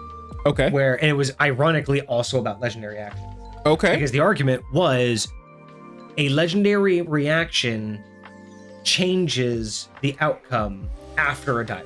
So the whole point was someone had an ability that says, if you fail a die roll, you get to do X, Y, Z. But then they were saying, hey, can I trigger that if the boss triggers a legendary action to force me to fail? And my argument was no, because the ability you want says when you fail a roll, but you didn't fail the roll, you succeeded the roll. Then the roll was changed. Your ability cannot trigger because your ability needs to trigger when you failed it. When you succeeded, your ability to trigger that ability was done, right? Your offer to trigger it was done. Sure. But then the BBEG comes in and says you actually failed that roll. They didn't change your roll. They just said you failed instead, right? Because the legendary action was not, they didn't change the die roll. Right. They changed the success of the roll. They changed the outcome. But to me, that doesn't mean that the other ability now triggers. Because the original trigger was that you failed the roll, but you didn't fail the roll. Your roll was turned into a... So that's... And maybe I even said this, I'm being pedantic about that. But no, I will say that makes a lot of sense on that front because it feels very Magic the Gathering, like where is it on the stack, like who did what first type deal. But coming down with what you were saying, when it says Dekker changes any D20, I look at that as you change the number, like you change the roll itself. So there could be an argument both ways. If he changes the number and doesn't just automatically say you fail, that's different, right? Sure. Because changing it after the fact doesn't change what you did. It's kind of like running a marathon. If you run a marathon and beat their world record, but then they change the rules after the fact, it doesn't negate the fact that you had run that time. Right. You don't just suddenly, time didn't change and you suddenly didn't run it in that time frame. They changed the rules after the fact, but that doesn't negate what you did. That's how I always read these. But when this is saying they changed your number, that's like you running a marathon in record time and someone goes in and changes the time of your actual So it looks like score. you didn't run it in that time. And then you can say, well, I thought I ran it faster, but how do you prove it, right? So that's the logic here. So the fact that he's changing the die roll, I would say if he changes it to a failed number, you can then trigger that you rolled a failed number because the die is being changed, not the outcome. If that, and maybe that's too pedantic, but it matters when we're talking about, is it what you roll? Because like when you okay, so then I have another yeah. question. I have another question for you. On that same, under that same logic, if this person wanted to change that roll, a trigger that would say something to the effect of, if you fail the roll by 5 or more, this thing happens. It would make sense to me that using this ability would not trigger that 5 or more thing, because the initial fail, it's just like you were talking about, that initial fail wasn't bad. It's just they came by after the fact and changed it. So like, I didn't fail it by 5 or more, so the 5 or more part doesn't happen to me. But I could also argue the other way, because changing the number, it's up to the DM to say, hey, I'm going to change it to a 1. And you're like, oh, really? That's more than 5 or more. I'm going to do XYZ instead. Right? Right. So, because it's just like, even though you can change your modded number, you don't get a crit success because you modded it. Right? Sure. A nat 20 is different than a modded 20. Yes. And that's where maybe my pedanticism comes in. My pedanticness is when I'm talking about the difference when it says I changed the outcome, but that didn't change the die roll I made. And some things are very specific to the die you rolled, and some things are very specific to the outcome. Yeah. You know, whether you hit them or not doesn't, you know, if it says on a hit, it doesn't matter how you hit them. You just have to be able to do damage. Right. Right. And we've even talked about that. On a hit, even if they're resistant or immune, you still hit them. Very much so. Very much so. And maybe that's it, right? The pedanticness of on hit versus on damage. Those are two different scenarios. And maybe that's where I feel like that's my argument for what was rolled versus what's the outcome. Okay. Because if you can say I can hit you but not do damage, but the on hit effect still works, then I should say the on roll effect only works on the roll. But you can't say it affects the outcome when it specifically wants the roll itself. Like again, the roll succeeded, but I said no. That's like a counter spell, right? Right. It's more like counter spell than it is an undo. Okay. Interesting. That's probably more of a side tangent than we needed, but no, I get it. All right, so the fates, their aura. The first failed save each round can be re-rolled by an ally within 30 feet.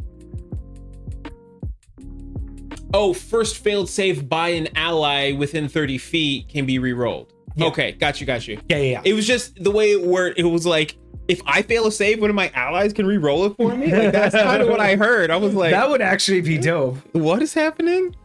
Okay, legit. All right, moving on to the next one, we have Flame Burst from the Flame. Dekker unleashes 6d10 fire damage in a 30-foot line. Dex save DC 18 for half. The aura is a 10-foot fire aura, 3d6 fire per round to enemies. I would specify at the start or at the end, which one you intend. Oh, like if they start their turn in it? Well, because it says 1d10 fire aura, 3d6 fire per round, 2 enemies. I would specify, is it at the start or end? Or is it the top or the end at the bottom of their turn? When they start their turn within 10 feet or end their turn within 10 feet. Okay. Because that matters. Or is it only on your turn, right? Like, well, it says per round. So I'm assuming that means it's going to be once per round. I do think it's important to identify start or end. It would make sense that it's either when the enemy starts their turn within your aura, or it's at the start of your turn. Like, those two would make the most sense to me. Right. But anything else would. But it does say round, so I'm assuming that means just every person, right? Or no, that would be a turn. Rounds just means like the full initiative order. Yeah. Okay. So it's like once per, like, if each enemy can be damaged, if for whatever reason somebody gives you an extra turn somehow in this thing round, you're not going to get hit again. So yeah, I would say just identify 3d6 fire per round to enemies at the start of their turn or at the end of their turn. Sure. when they're within 10 feet, and that just fixes it, right? Just bam. And here's another fun topic. We talked about balancing things in different ways. We always talk about people want to take away to balance instead of add detriments. Sure. I've never heard of someone splitting the difference. Like, we have 3d6, but why can't it be 2d6, one at the start of your turn, the top of your round, and then one at the bottom? So if you start your turn within 10 feet of me, you take 1d6. Then if you end your turn, you'll take another d6. So it's the whole time you're near me. Like, it represents more of the longevity of you staying in the fire instead of just touching it. Because if you start your turn and then leave, yeah, you touch the fire. But if you end your turn here, you're just still burning the whole fucking time. Yeah. So that means that it took all of everybody's ability to go, and then you could leave and not get hurt again. That doesn't make much sense. But you stayed in the fire. You should be constantly being burned. So that could be an alternative for people out there, is why not split the difference and say you take damage both at the start and end of your turn if you're in this aura. But you don't do 5d10, you do like 2 and 2. Sure. I think that makes a whole lot more sense to represent being in a area of effect than it does just once. I would agree. I would say that specifically in 5th edition, it gives you the opportunity to play with like leaving and coming back in the aura, right? Because if it's at the start and the end, if I take 1d6 when I start, leave and then, well, see, you still theoretically like end your turn in there. Yeah, I get. But yeah, I just. But yeah, I see what you're saying. Because if I start my turn next to someone who's on fire, I should get a little bit scorched, and I either recoil from that and leave the area, or I stand my ground. But if I'm choosing to stand my ground, after 6 seconds, I should have gotten scorched again, and then I have to wait for my turn again, which basically means a whole 6 seconds I'm standing in fire, but I'm not getting burned that whole time. It's I do think that the 3d6 is representative of you getting burned that whole time. It just only comes into effect at that one point. And I think the reason for that is so that the ability feels like it's meteor, because if I'm only ever able to legitimately do 1d6 at a time, then they do 1d6 and then they leave the aura, right? They come back in, they take 1d6 and then they leave the aura. Yeah. So you can just keep coming in and out and in and out and in and out and only take 1d6 versus. But every time you leave, you're going to take an attack of opportunity too. It depends on if you need to get in melee range. Theoretically, if you have somebody who's got 10-foot reach and you don't, then they can get in and out without having to worry about too much stuff.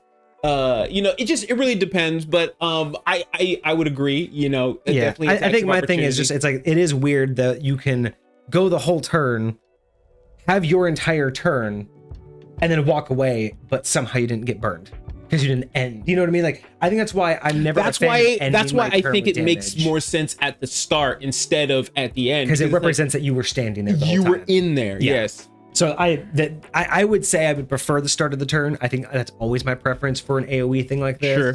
The end kind of makes more sense when it's like an internal thing. Like a constitution check kind of thing. Oh, yeah, because it's almost like every action you take is leading up to you having to stay on your feet or make your check, right? Yeah. Whereas because usually those ones, if it's at the end of your turn, usually those ones you can save out or you can do an action to stop. So it's kind of one of those things where it should give you the opportunity to fix the situation. So maybe that should be the unwritten rule. We can even put this like in the PBH or the ADMG as like an unwritten rule that we think should happen is if the effect we'll be writing it down. Huh? I said except we'll be writing it down. So what if it's you split when, like, you make an unwritten rule, right? Where if it can be saved out or save ends or an action can be taken to save the effect, it should the damage should be taken end of your turn. Meaning that if you can save out or if you can fix it and you choose not to or are unable to, right, that leads up to you making the check. However, if it's something that would otherwise be instantaneous, it should always be at the start of your turn, because it's not something that you would have otherwise been able to alter yourself. Like, otherwise you would not have been able to get away from it anyway. So that could just be a very easy rule for people to follow of when should I make it start and the end, and it should all depend on whether or not they have a chance to say that or to stop. Got it. And then that way there's never a confusion and it makes the most realistic sense. Hey, maybe that will be a short later. I like that. All right, moving on from lanes. We are going to look at the Knight. Intercede. Dekker redirects an attack targeting an ally within 10 feet. That's interesting. So I'm assuming it says redirects an attack that is targeting an ally within 10 feet of them. It sounds more like you could redirect it a target to an ally, as in don't hit me, hit my buddy. But what I'm thinking is if you have an ally within 10 feet of you that's about to be hit, you can say no, hit that person instead. Yes. Now, the question is, what is the range of the person instead I can say it can hit? Probably 10 feet. But it would have to be that's a little bit of a weird one. Say you're in melee with me, and say you're in melee with one of my allies that's within 10 feet of me. Oh, and it goes for magic too, and ranged weapons. Yeah. So anything. So that's the thing. So is it the range of the attack that's the limit of who I can redirect it to, or is it the range, or is there like just some range within myself? Like, do I have to see the person? Do I have to? Yeah, we need more understanding of exactly how this works. I don't mind the redirecting of attack, but yeah, I would say like it has to be within 5 feet of the person, or within like 30 feet or something like that of me, right? So within 5 feet of the original target. Okay, so for instance, if you have like a spell sniper at 120 feet and they target an ally that's within 10 feet of you, you can redirect the attack back at the caster. That's what they mean. So if any ally that is within 10 feet of you gets attacked, you could just say no, send the attack back. That's how I don't think it's a redirect. It sounds like it's more of just reflection. Yeah. So that's how I read it now: is any ally that's within 10 feet of you, if they are attacked, yes, that's a card says yes. So if they're within 10 feet of you, any attack that happens to them, you can just say go back to caster. So does that include melee attacks? Yeah, melee, range. So if I hit you with my sword, all of a sudden I'm hitting myself. Correct. If you're within 10 feet of Dekker. Okay. Is this? That's the Knight when he's in the Knight version, and that's his legendary action. Because I try to like visualize all of these things and like how they would actually go about. Like, is the Knight actually like sticking his blade and like redirecting? That's what I think. If it's blade's shield, it's however you want to visualize it. But I think he's there to just basically like deflect it, and it gets pushed right back in your face. Interesting. And that could be like a shield bump. Maybe he just like, shield bumps you. It doesn't necessarily have to be your blade doesn't necessarily have to hurt you. It's just the amount of damage was redirected. Right. But I do like that though. That's kind of a cool ability for a Knight. Because usually you get what, like Sentinel or Sentinel's shield. Very cool. So there's been a couple that allow you to like give disadvantage on attacks or like just cancel out crits and stuff like that. But the reflection of the attack, I think, is kind of cool. Same thing goes if someone does earthquake on your ally. Pretty much Dekker would slam their shield into the ground, and then it would go back to the caster. So that's cool. So it's like a insta redirect back to the person. That's cool. It also makes me think, I don't know why I'm so full. Maybe just because it's been a while since we've done something creative. True. But I'm getting full of ideas now. This makes me think that what we're missing, not necessarily in D&D, but what I don't see a lot outside of video games that I think this would be awesome at, especially if you're a barbarian. Why isn't there a feat or a subclass based around the aggro ability? So this is like redirecting, right? You're saying basically, I don't want my allies to get hit, send it back to the attacker. What if you had an ability or a feat or were a subclass where you could say, if my allies within 10 feet of me and they get attacked, I aggro the attacker and they have to attack me instead? The closest thing that I am aware of that we have to that right now is there's actually a barbarian subclass, like it's like ancestral something, but it's when you attack somebody, that person that you just hit with an attack has disadvantage to attack anybody other than you. There are some that's the closest that I've seen to what you're talking about. I think it would just be so cool if someone gets attacked and you just like say something and just piss them off enough that they're like, nope, I gotta attack you now. And then you can just eat the damage, right? Especially if you're a barbarian and or just imagine if you knew that you were resistant or immune to a certain type of damage and you could just be like, no, right? And you just sit there and just eat it for the whole party. That would be kind of one of the situations to use it in. Yeah. But there is no, you're right. That might be the closest thing we have to aggro. is because there's nothing that forces That's the you. closest mechanic, truly, that I can think of right now.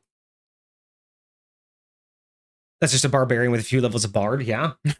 You know, that's not far off from the truth. Okay, and then the knight's aura, allies within 15 feet gain temporary HP equal to Dekker's charisma modifier each round. I'm assuming that doesn't stack, so it replaces. If it's temporary HP, you can never have 2 instances of temporary HP at a time. Yeah. So it's either the highest amount or the most recent amount. Interesting. Okay. We have the Skull card. Has Grave Pulse. All enemies within 15 feet of Dekker take 4d8 necrotic damage. Also summon 1d4 shadows as the legendary action. Wild. I would honestly say, personally for me, I would say all enemies within 15 feet take 4d8 necrotic damage. Either for every enemy hit up to 4, or for every amount of, or for every so much damage dealt this way up to 4, you can summon skeletons. So I activate the card, and if I hit 3 enemies, I get 3 skeletons. Yeah. Or if I do 10 damage, I get 2 skeletons. Sure. Something like that. That's how I think I would do it, instead of just I do damage and summon. I kind of like the idea of them being equated.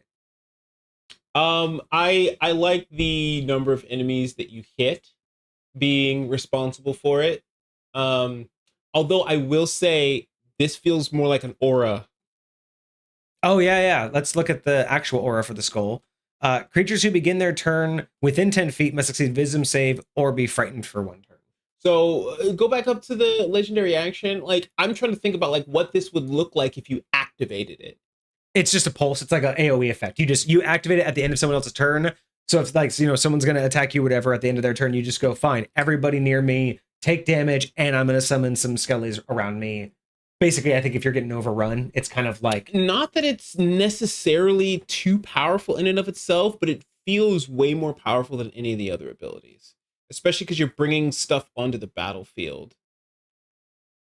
It does less damage than the Fire Burst one, but there is no save for it. You just take the damage. Right. There's no save for half damage or anything like that. You just take the damage, and skellies come, or not skellies, shadows. Here's another one that I wouldn't mind to kind of fix what you're talking about, or an alternative to what I think you're talking about. What if when you activate Grave Pulse, it is a 15-foot AoE. Any enemy within 15 feet, Grave Pulse, Dekker releases a 15-foot necrotic pulse. I'm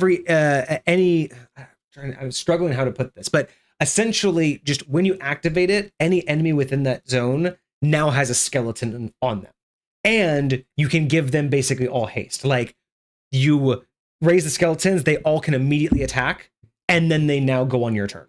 So instead of it being a automatic damage, it's everyone gets raised, but then they get basically a free attack round. Sure. So then that's it. So then it's just, instead of a guaranteed necrotic damage, you get these minions, but they all get a free swing. I like that. I don't know. Right now, my shadows are only supposed to be on the battlefield for D4 round. For 1d4 rounds. Okay. I was about to say I would feel so much better if these shadows only stayed like till the end of your next turn or something like that. But 1d4 rounds is okay too. Yeah. I'm okay with that. I'm okay with 1d4 rounds. I don't know about the damage. They're only a half CR. They're not crazy. But 46 isn't too crazy for damage. It's just, I like the idea of, instead of rolling for it, just however many people you hit. Sure. And honestly, I wouldn't even put a limit on that. I mean, how many people you're going to face at the most anyway? 6? I mean, within 10 feet of you, it's not going to be that crazy. Or 15 feet. Yeah, I'm totally okay just saying you summon a number of shadows equal to the number of people that you hit. Especially if there's a time cap on it. Yeah. I'm fine with that. Oh, man. And then if they're so imagine, it's a friendly, right? Dekker's friendly. You're like, hey. Sometimes. But if he is a friendly, imagine being able to pull that off, being surrounded by minions. Oh, how many minions could you get within 15 feet of you? So that's what? 3? You get quite a bit. Yeah, you can get quite a bit. That's a fuck ton of minions that you could just, like, burst and then just have a bunch of shades next to you. Okay. The key, Steel Magic. Dekker dispels a single active magical effect. DC 18 Charisma save to resist. A single magical effect. Does this include magical items? Like, does this dispel magic? Or is it like a spell that's ongoing? I would say a magical item is not a magical effect. It is It's like a spell effect. Yeah, it would be like the effect of something that's out there. Like if somebody like casts something on you, even if it's theoretically permanent, like say if they what was it? Like, can't they like change your shape permanently or something like that? Oh, it's also meant to negate potion effects as well. Potion effects. Okay, yeah. No, I believe that too. If desired for the DM. So basically it's like a effect neutralizer. I don't mind that. I don't mind that at all. A single magical effect. Honestly, I would even just say it's a little bit weird for being the key because he likes to steal stuff. So I wouldn't even mind it being like, he can steal a magical item or, steal an item off of players. But because, the whole point was like he wants to just unlock stuff. Sure. So being able to take away a magical effect is a little bit weird.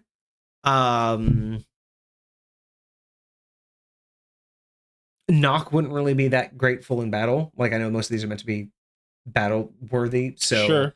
That kind of concept is, being the keymaster, a dimension door would be interesting, but we already have a teleporting one. Sure. I feel like this one, honestly, because we already have the rogue, so it's not really a thief. It's just the fact that it was always about like unlocking stuff. I just feel like the concept of dispelling a magical effect really isn't there for me. Yeah, I'm curious what their aura is. Let's look at that. The key's aura. Non-magical locks within 60 feet unlock automatically. Well, that definitely fits with the key. Is that the secondary thought of mine was to release a caged Hell Baron that would be placed on the battlefield. Wow. Wait, hold on. I missed some things. Wait. So, he's just drinking some red Kool-Aid with no healing effects. Accurate. Okay, so yeah, so with the key, I don't know. I don't mind the a spell effect. It's fine. It's just doesn't seem to fit that particular one. Now it is hard to do like a key thing in battle. Yeah, like it's really difficult to do that without it being like a doorway, like basically another version of teleporting.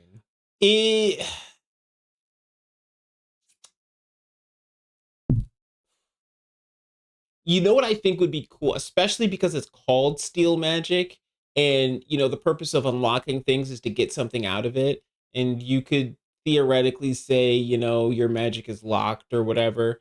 Like imagine if like say your opponent had a +1 sword, like a Vorpal sword or something like that, something that like did something specific. Imagine if you could temporarily, kind of like in Magic the Gathering, where you can make somebody else's creature yours for a certain period of time. You could steal what their ability did for a certain period of time, like a rogue's like rogue's ability, just kind of like temporarily be able to do what they can.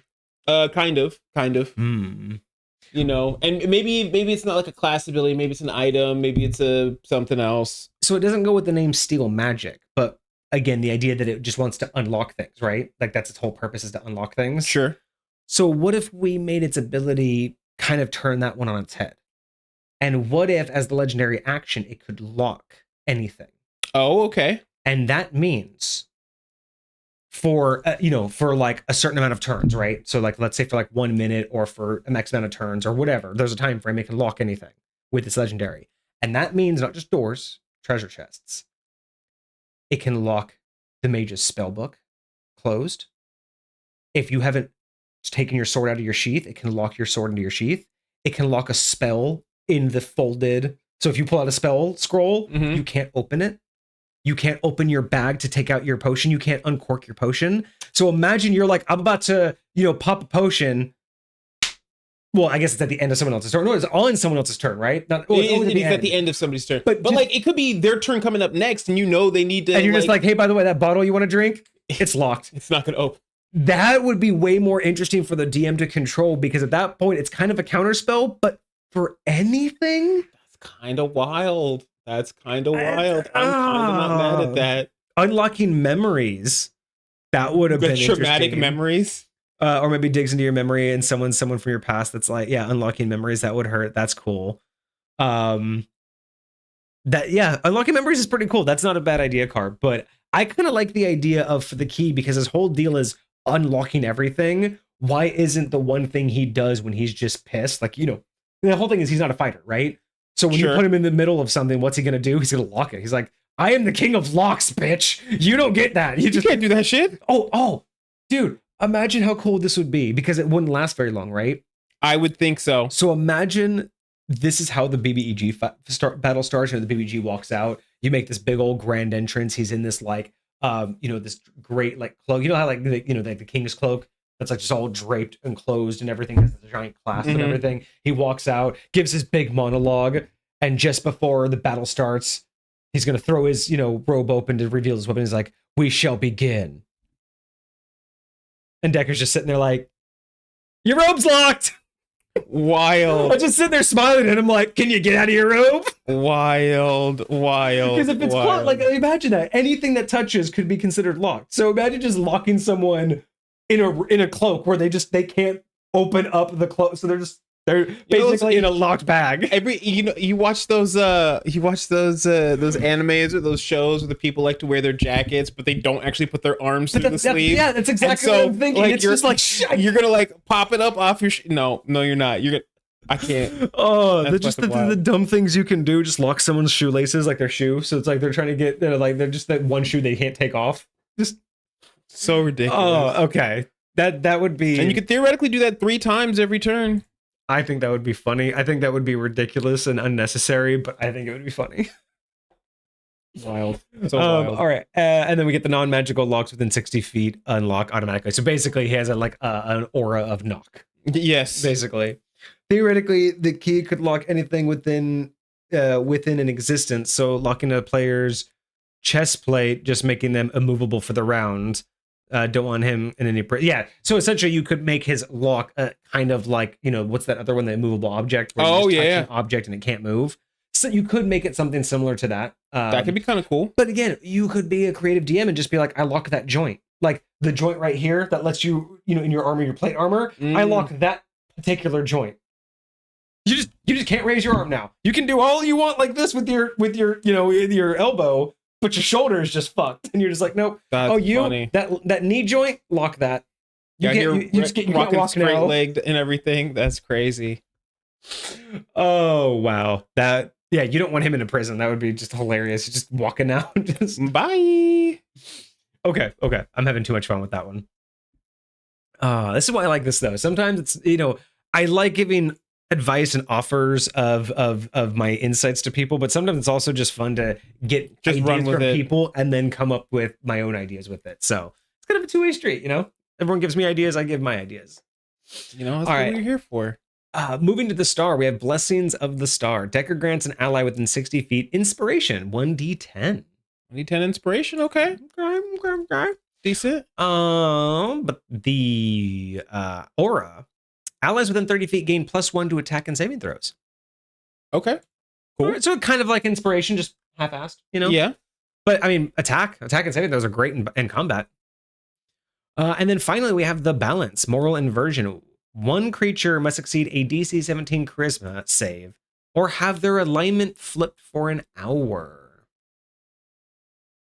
So it says flipped. So that would mean a chaotic neutral would become a lawful neutral. That's how I would do flips. Neutral's always difficult, but yeah, neutral probably stays neutral. But yeah, like lawful evil would become like probably chaotic. You could even say lawful evil becomes chaotic good. Yeah. So it would be if one is like good goes to evil, lawful goes to chaotic, neutral goes to neutral. Yes. So true neutral is the only one that can't get affected by it. Yes. Exactly. Oh no. And then how you play that is you do flip the true neutral. You flip their entire way of thinking. It just comes out the same. So the first one's like, look, man, it isn't my problem. I don't care about anything. And then this happens to him and you're like, bro, the world is so fucked. There's not enough I can do. I'm too overwhelmed. I feel I can't do anything. It's like, so at first it's apathy, right? It's first is I feel nothing, then it's overloaded feeling of empathy where it's just like, I have too much anxiety. I can't participate in this. That's funny. So you get the same outcome, but you have to flip you truly still have to fuck with their head.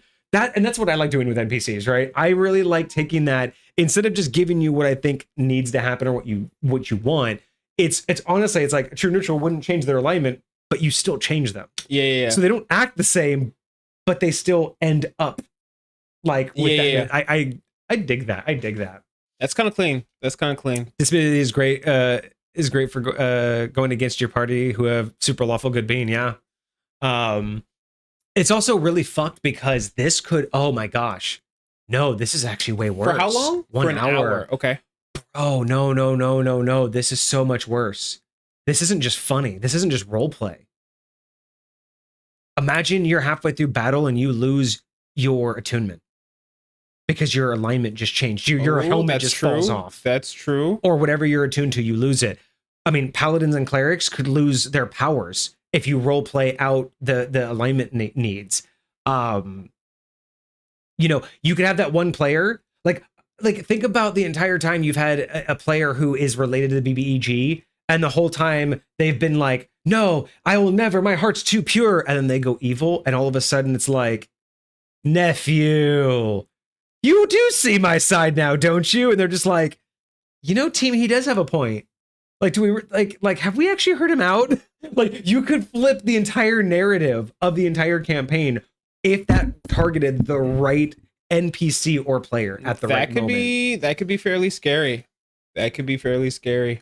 Yeah. What are you freaking out about, Pokeniner? Are you losing attunement or just completely losing like the mindset of your player? No. Just suddenly deciding that they want to be with the BBG. Imagine that you have a side quest amulet that sort of leans towards more evil side of things, but you've been doing good. You can resist it, but as soon as you get the alignment flips, yeah, and then all of a sudden it starts like you've been holding. I mean, imagine the player who is the Frodo of the team, who's the only one who's good enough to like carry that cursed item because they're the only one who won't wear it. Right. They get flipped and they're like, hey guys, I know the solution. I put the ring on. Wild. So wild. Who said we're playing? We're not taking away their agency. A mental shift is not taking away their agency. There is no such thing as taking away their agency unless you forbid them to do something. But changing their alignment only shifts the way that they look at the world. Doesn't change their actions or the way that they go about doing things. It just changes their mood. But we've talked about this. Good people can steal for the right reason, and bad people can steal for the wrong reason, and vice versa. Anything can be flipped. So you can get the same outcome just with a different ideology and a different mindset. So it brings up an interesting point because, okay, if you were, from what you know of me, Kage, what alignment would you give me?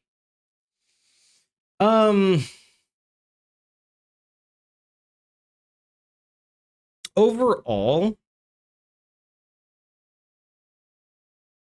I would say you're probably neutral good. Neutral good? Yeah. Okay. I don't think you swing either way to, you don't care, you have never shown a strong enough affinity one way or the other for overt organization. As in, the concept of a hierarchy isn't your top priority. You see the benefits and you see where it benefits people, but when it comes down to it, getting the job done is more important than who's telling you what to do. Sure. So you don't care about chaos. You don't want everything to be upheavaled and everyone to live on their own, but you respect those that do. You don't want there to be a king or a government or anything that's authoritarian, but you also see how the world operates and does just fine with that. Sure. So you neither want nor don't want either. You see the benefits, and that's not your swing. But when push comes to shove, you will do a good deed when you're offered to do so. When given the opportunity, you would rather, because it makes you feel good, but you would rather do something for someone else than yourself when it was truly push comes to shove. So if my alignment right now were to get flipped, now it's less dramatic, obviously, because there's a neutral in there. Sure. And there's that for the most part is gonna stay the same. But if my alignment right now were to get flipped, like what would there be things that like I would do that like I love that you're my asking this original question. self would potentially air quotes regret? So here's where I think this conversation gets super juicy, because I think this is where the conversation of alignment everyone gets wrong, right? Okay. And this is where I think Pokédiner comes from, the mindset of this would change player agency, and it doesn't. So let's look at Kage. Let's just take Kage at a random time. One point, Kage wanted to open up their own dojo, wanted to help kids, and you wanted to teach martial arts, right? That was just a thing neutral, good Kage wanted to do. It was a non-authoritarian, non-chaotic way of life that you thought was beneficial to people, and it was a way that you could survive, right? Worked for everyone. Sure. Change that to evil. Your life doesn't look any different. You just want money now.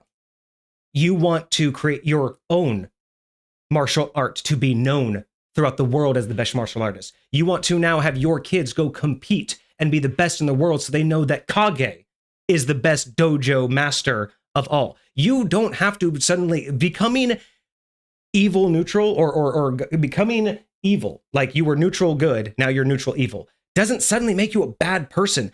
It's just your motives. You could still have the 100% same exact life. It's the reasons and the mindsets that you have. You still don't think that society needs to be governed by authority. You still don't think that the society needs to be chaotic. But your motivation to do good things, you're not doing it out of the kindness of your heart. And you're not doing it because you like kids. You do it. You know why you do it for kids? You know why you do kids and not adults? Because kids are suckers. They don't have to be good at the sport for their parents to pay. If you pay an adult for a black belt, if they pay you for a black belt, they expect to know how to fight. If you teach an 8-year-old how to fight, do you think anyone cares if they actually can throw a kick? No, but you're still going to collect that $300 a month from them. That's an evil dojo master. A good one goes, hey, look, I know you can't pay today's class. Don't worry. He still needs to be able to learn that it's okay in life to struggle, right? You want to teach them the benefits of martial arts to make them better people in the world. That's good Kage. Evil Kage is going to make sure they pay up. Evil Kage is going to make sure that you have the kid that can't participate in class, but you're still going to charge him anyway for sitting on the bench because he was in class. You're still going to charge him for the babysitting. That's the only difference. Everyone thinks that you're going to suddenly become this, I'm going to hurt people. No, it's just motivation in the way that you approach things. How would you, that's a good articulation for the good versus evil. What about lawful versus chaotic? I do feel like that might be a little bit more. Same thing. So perfect. A lawful person would do what you did. Go to a dojo, work your way up, become an assistant, open up your own when you were told you have rightfully earned that. Or you do the chaotic version. You be Bruce Lee and say, you are too old and steeped in tradition. It's time to show these people that martial arts is something different. And that's what Bruce Lee did.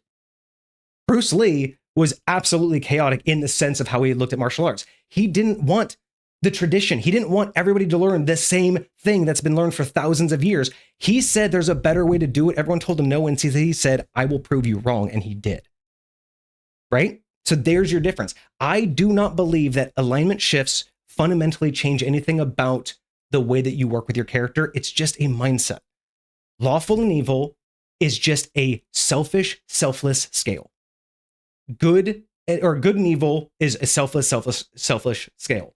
And lawful and chaotic are simply about your ideologies of how society and how people need to treat each other. Right? It's just a scale. Everyone thinks these are these hard, fast rules. It's not. A good person can both steal and tattletale on someone who steals and look the other way when someone steals. A good person can do all three of those. It depends on what's going on in their head. A good person will tattle when someone's breaking into a bank. A good person will steal, like Robin Hood. Would you say Robin Hood's good? That's a good person. He stole from the worst of the worst who were forcefully taking money and giving it back to the people who needed it. That could be a good act. Or you could steal for yourself. Or you could look the other way when you see someone like Robin Hood go, you know what? Maybe that's not the worst thing in the world. I'm just going to look the other way. Those are severities of good, right? You are not tied just because you're good to do the right thing. It's in your head. It's the ideology of what's the right thing, right? Lawful good just means that you believe in a lawful structure. You believe in rules and order, and you want to do the right thing. That doesn't necessarily mean you have to be the ultimate God-fearing, perfect Puritan paladin, right? That's just the exaggerated version of that. Just like lawful evil is usually characterized as the BBEG. But that's not the case, right? Sometimes it's just more about how you look at the world and how you process that information. But the outcome I don't necessarily think has to be any different, right? You would always have been a martial arts instructor. You would have always chosen kids. It's just why. You chose kids because you see a future with future society. You see a future potential in them, right? The evil version of you would have just done it because kids have parents with money, and parents will pay anything to put their kids in a daycare. And no one's going to think twice when a kid who has a black belt and is 9 years old, how many people are going to think twice when that kid can't really fight for himself? You know what I mean? Like, it's not like you would care too much about your value. You care more about the money or about the prestige or whatever. But that doesn't mean that you're not still providing the same service. So that's my hot take. That's my hot take on why I think people get alignment wrong, is because you can give me any alignment and there's no way that you can't. It's all about the mindset. It's why you can say the BBEG, this is why it's the same concept of when people say the best BBEG is the hero of their own story. I mean, I will say this. And I've, for the most part, believe this. Everybody thinks they're doing the right thing. Like, I don't care how much you understand that I'm breaking the law. Like, you believe that what you are doing, whether it's breaking the law or not, whether it's stealing from somebody or not, whether it's killing somebody or not, you think that whatever you're doing is justified. Yeah, maybe not necessarily right, but you justify what you're actions. Right, but like to you, that means like it's okay for me to do it. Like, I swear I told you this a long time ago. I had a roommate who really didn't like me, and at the end of the day, one day when he stopped paying me for the electric bill, he took my furniture, chopped it up with an axe, and burned it in the fireplace. And then when I confronted him about it, he was like, yeah, I did it. What about it? In his mind, I genuinely believe he thought he was justified. He was reasonable. Like he was the right thing. But you know, so I get that mindset when it comes to everybody thinks like they are the hero of their own story. They think that if I go tell my friends what I just did, they're going to be like, wow, that other person's whack. That other person's crazy type deal. So, interesting. Very, very interesting. Yeah. That's what I say. I've never experienced, outside of people who get alignment wrong, I've never experienced an alignment shift truly ruining a game. But that's where I also I have those mindsets where I think players have the wrong idea of like their character creation. Because again, most players have I've mentioned it before, but I forget the wording I've used before, but it's essentially there is a feeling that players have expectations, you know, and they have, and you know, they have expectations and they anticipate certain things. And I feel like there's too many players out there who have gotten too emboldened to say that if I don't get what I want, then it's not a good game. But to me, that's not necessarily representative of the game or the DM or the campaign, right? Well, because you have to make sure what you want is what the DM wants. Like, you have to make sure that everybody's at the table for the same reason. It's very much collaborative based, right? But in my experience, when I see the players who are not having the good time or are getting thrown off by these things, one of two things is usually happening. Either the DM is kind of just railroading and doing whatever they want and just making a story that they want to play, and has really no care for like the actual like experience of the players and the PCs that are happening. Or it's the player, in my experience only, but it's the player just not getting what they want because it didn't turn out the way they wanted. Sure. You know, it's a player not, you know, because the way, and the reason why I say a lot of it's in my experience is it's the same way that those same exact players who reacted that way are the same ones who are mad when the spell doesn't work the way they interpreted it. It's the same reaction I see of, no, that's the way I interpret the spell. When the DM doesn't agree, they're like, well, my DM just doesn't know how to play this game. And it's like, no, you just aren't on the same page. But you can't just cut the game down and the DM and you can't just cut it all down and say, this thing didn't work out for me, so I'm upset. And in my experience, that's more often what happens in these situations, because I see the same reaction when the players just don't get their way. And I don't think it's that big of a deal, but I also think that it comes down to how you interpret things, right? Like, I can play the same character with a different motivation. Like, it doesn't really change a whole lot. But if I am so stuck on the idea that my character had to turn out a very certain way, then you're not playing my game. You're not playing the story. You're playing what you built. And I will say this. For me personally, as somebody who is very much somebody who likes to like get into the mind of their character and like become their character, when I have recently been going through a lot of like character creation with like new players that are trying to get into it, and I'm really trying to like, get into their mind as to like what they're expecting, what they're looking for, what they're trying to get out of it.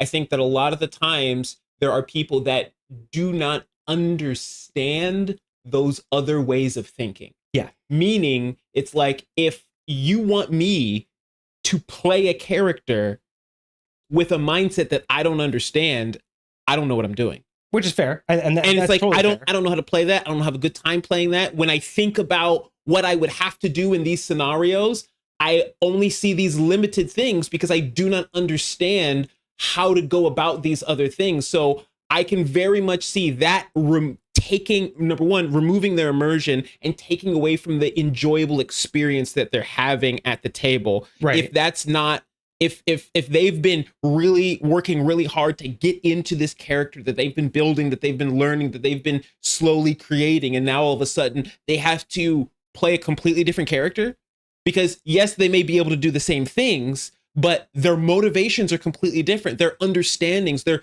thought process is completely different. And it's like, how do I wrap my head around that? How do I operate in this brand new mindset that I'm not prepared for, that I don't know what that even looks like. Like, you and I, we've likely seen a lot of personality types, and we've been able to see things from a lot of different perspectives. So when you give these scenarios of like how I would go about doing things in different ways, it's likely because you've seen what it looks like to look at these things from different ways. But I definitely know there's a lot of people that don't. And I think that's why D&D is such an amazing tool, because it's an opportunity for you to explore that. Maybe not just in your own self, but just like watching other people at the table, exploring their characters and getting to see those things. But a lot of what you're saying really comes down to the same thing that we echo all the time. It's that party cohesion.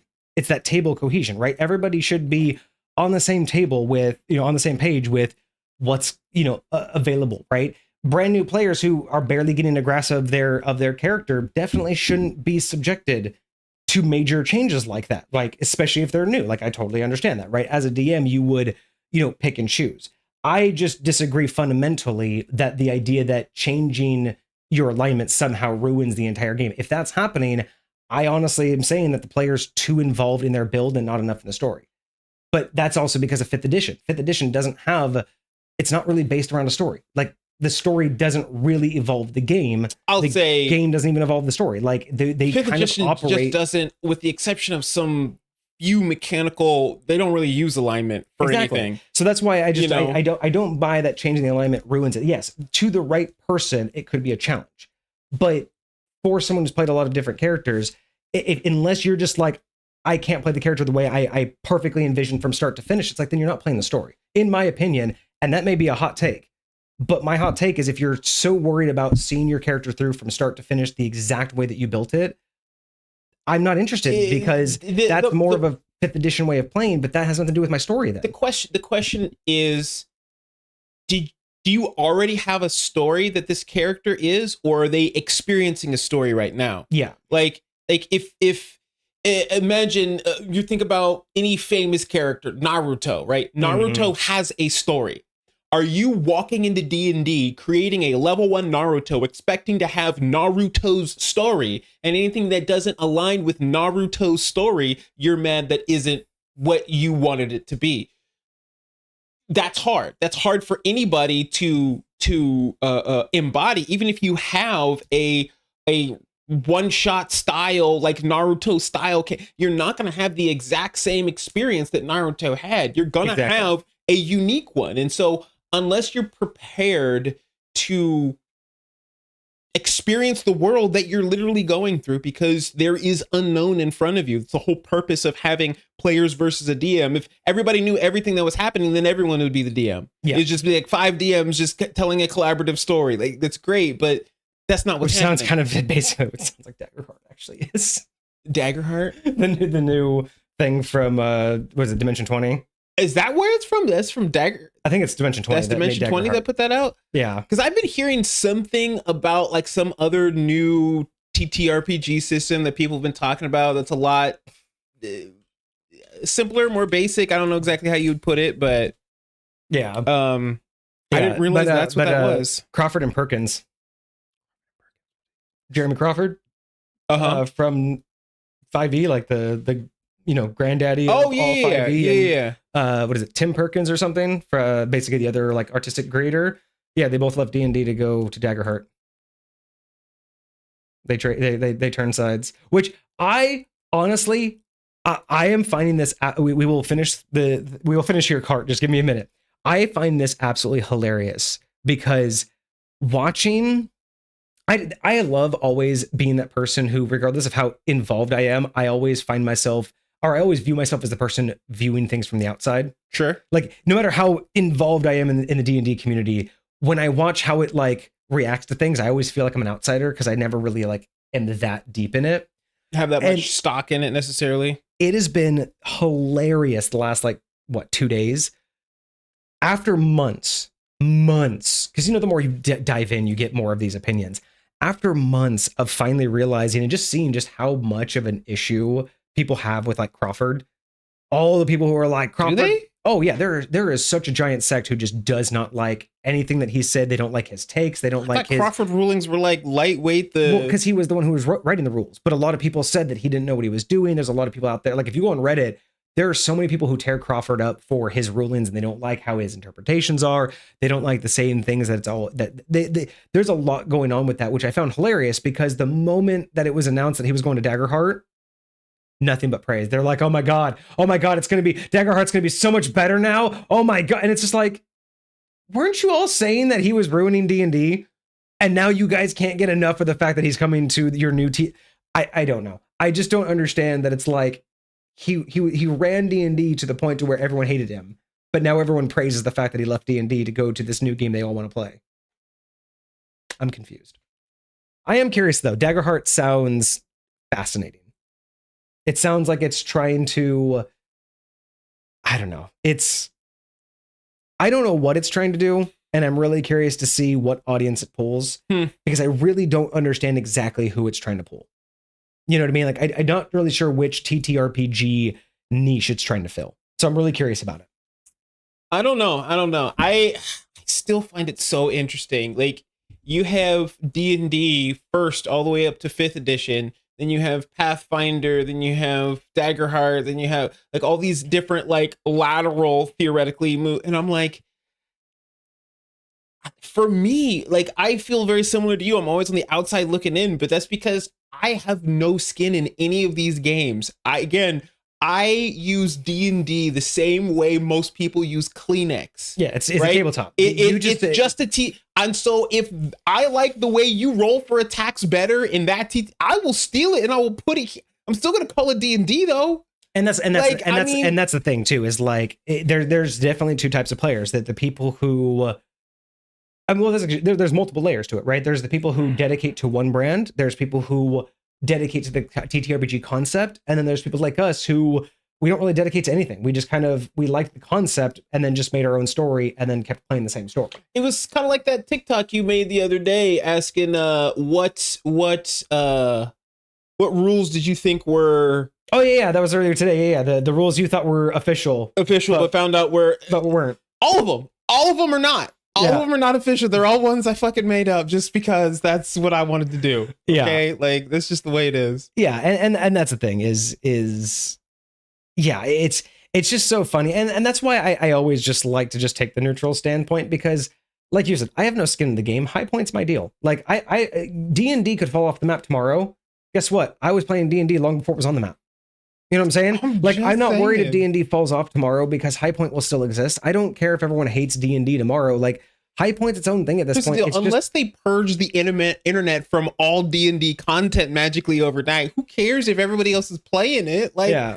And that's just me. Is like, if you like playing all the TTRPGs and learning the new mechanics and finding like, oh, this one does this really well and I play this one over here for this, that's great.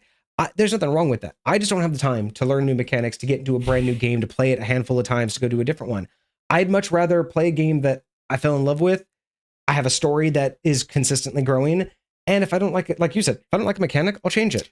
I don't want to change an entire game set, an entire story just to find a mechanic. When it comes to these new things and the mechanics, the only thing that I do is I will explore the mechanics. I'll read the rule books. I'll see what it says, and I'll just take the stuff I like and I'll throw it on the thing that's how I try it out. Oh, I tried it out for a while. I didn't like it. Yeah. All right, I'm going to take it back out and put it back the way it was. Like, and it's funny because there are people out there who think, you know, if you have too many homebrew rules, you need to change TTRPG. It's like, but no TTRPG fits what I'm trying to do. That's the point.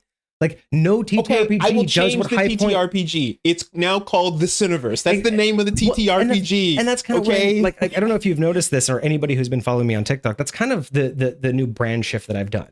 I've gone basically away from branding everything D&D, and if I talk about it, it's just in a general TTRPG or High Point setting because, yeah, it's like the landscape is just too weird, and people get too personal when they hear a name. Wow, it's true. You know what I mean? Like that's the thing. Is like too many people get like way too, and I'm like, why, bro? that's exactly what it is. Pain. I guess so. It's so wild, absolutely wild. But yeah. Anyway, let's finish this thing real quick. So we had the last one. Did you go over the aura for the last one? Yeah.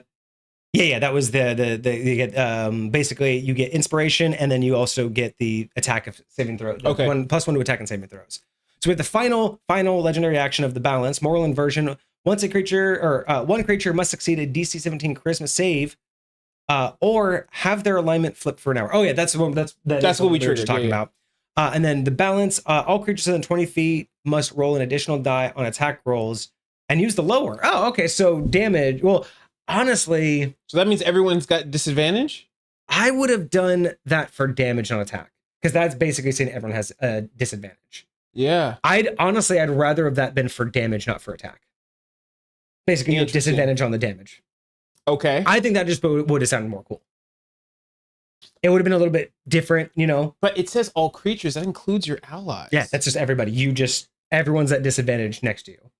Which I do like that. I do prefer it's everyone if it's something that big. But I think damage would be a little bit different, a little bit more unique. Okay, so that's pretty cool. So I think for the official review, we'll end it there. But I did want to go back to one quick question that that Cart had earlier. They were talking about being able to, like as the fight went on, if you were going to fight this thing, to make it more powerful, like the more damage it took, it would have, like, say, with like Splinter and have more access to like different powers. Okay. So I kind of liked that idea, but what I was kind of thinking about that Cart in terms of how you would go about, say, splintering it and making it more is when I think of a playing card, you know, it's a tarot card, a playing card. I kind of always think of, you know, like the four corners, or it has like the two numbers, you know, usually has like a couple things. So I would choose a number, you know, one, or I would choose a number between like 2 and 5. Most likely, I would either do 2 or 4 personally.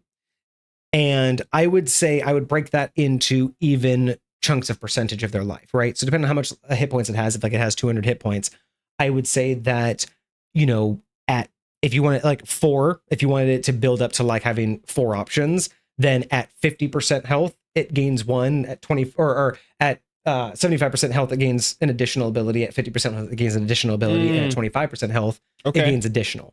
That's how I probably would do it, is step it that way to where I kind of like the idea of it getting more powerful because it is kind of weak, but at that particular case, it's also something really strange. So I kind of would want it to go, like, if we're going to do that, just go full send, you know, do like let it upgrade 4 times. So you first get this thing, it only has one legendary action. A little bit through the battle, it suddenly gets a second one. You get it halfway down. Now it has all three of its legendary actions. And then when it gets close to death, now it has a fourth legendary action. So a little bit more crazy. And I would probably only add the legendary actions and not the auras. I would say only one aura at a time because some of those are pretty chaotic. Okay. But I would continuously add. I think it would be cool to have options of auras that it could switch between. Oh yeah, it would still have all of the same auras. It could switch one aura active at a time, but it would have 4 cards legendary active at all time, and then of those 4, you could have any of the auras active at once. Got you. So something like that would be it. Did I miss? Was that the one card, or did I miss another one? Because I think that was the one that I remember you talking about was how to make it more powerful that way. But if you have another question, let me know. Overall, I think this is really cool. I think my biggest issue with it is it's just a little bit complicated for an NPC. It's a little bit complicated to be something that you wouldn't build into the campaign, which just makes it more difficult to pick up. Like if I imagine I'm thumbing through a website or a book, a monster manual, and I come across this, right? Boom, Dekker, add this to your campaign, friend or foe, and I'm reading it. At what point do I just realize I'm like, there's too much work for me to make this work? Sure. Whereas if I read this and been like, man, this really queer creature who's constantly just acting different, hey, that's cool for me as a DM. I don't have to pay attention to a personality. It can act different every single time they meet it. That's kind of cool. Okay, boom, it has 13 powers or cards it can throw. Okay, I'm down for that. Like, that would feel a little bit more approachable than an NPC that I would try to indulge in constantly find a way to insert it into the campaign or whatever in order to get the most out of it. And maybe that's me. Because maybe someone will read this and go, holy crap, these are great ideas that I don't have to think of. Now I just have a permanent NPC. But that's kind of what it feels like. It's more of a list of NPCs than it is a one person. Okay. And I think that's just my initial thing is if I were a DM looking for inspiration, I feel like this would just be too much.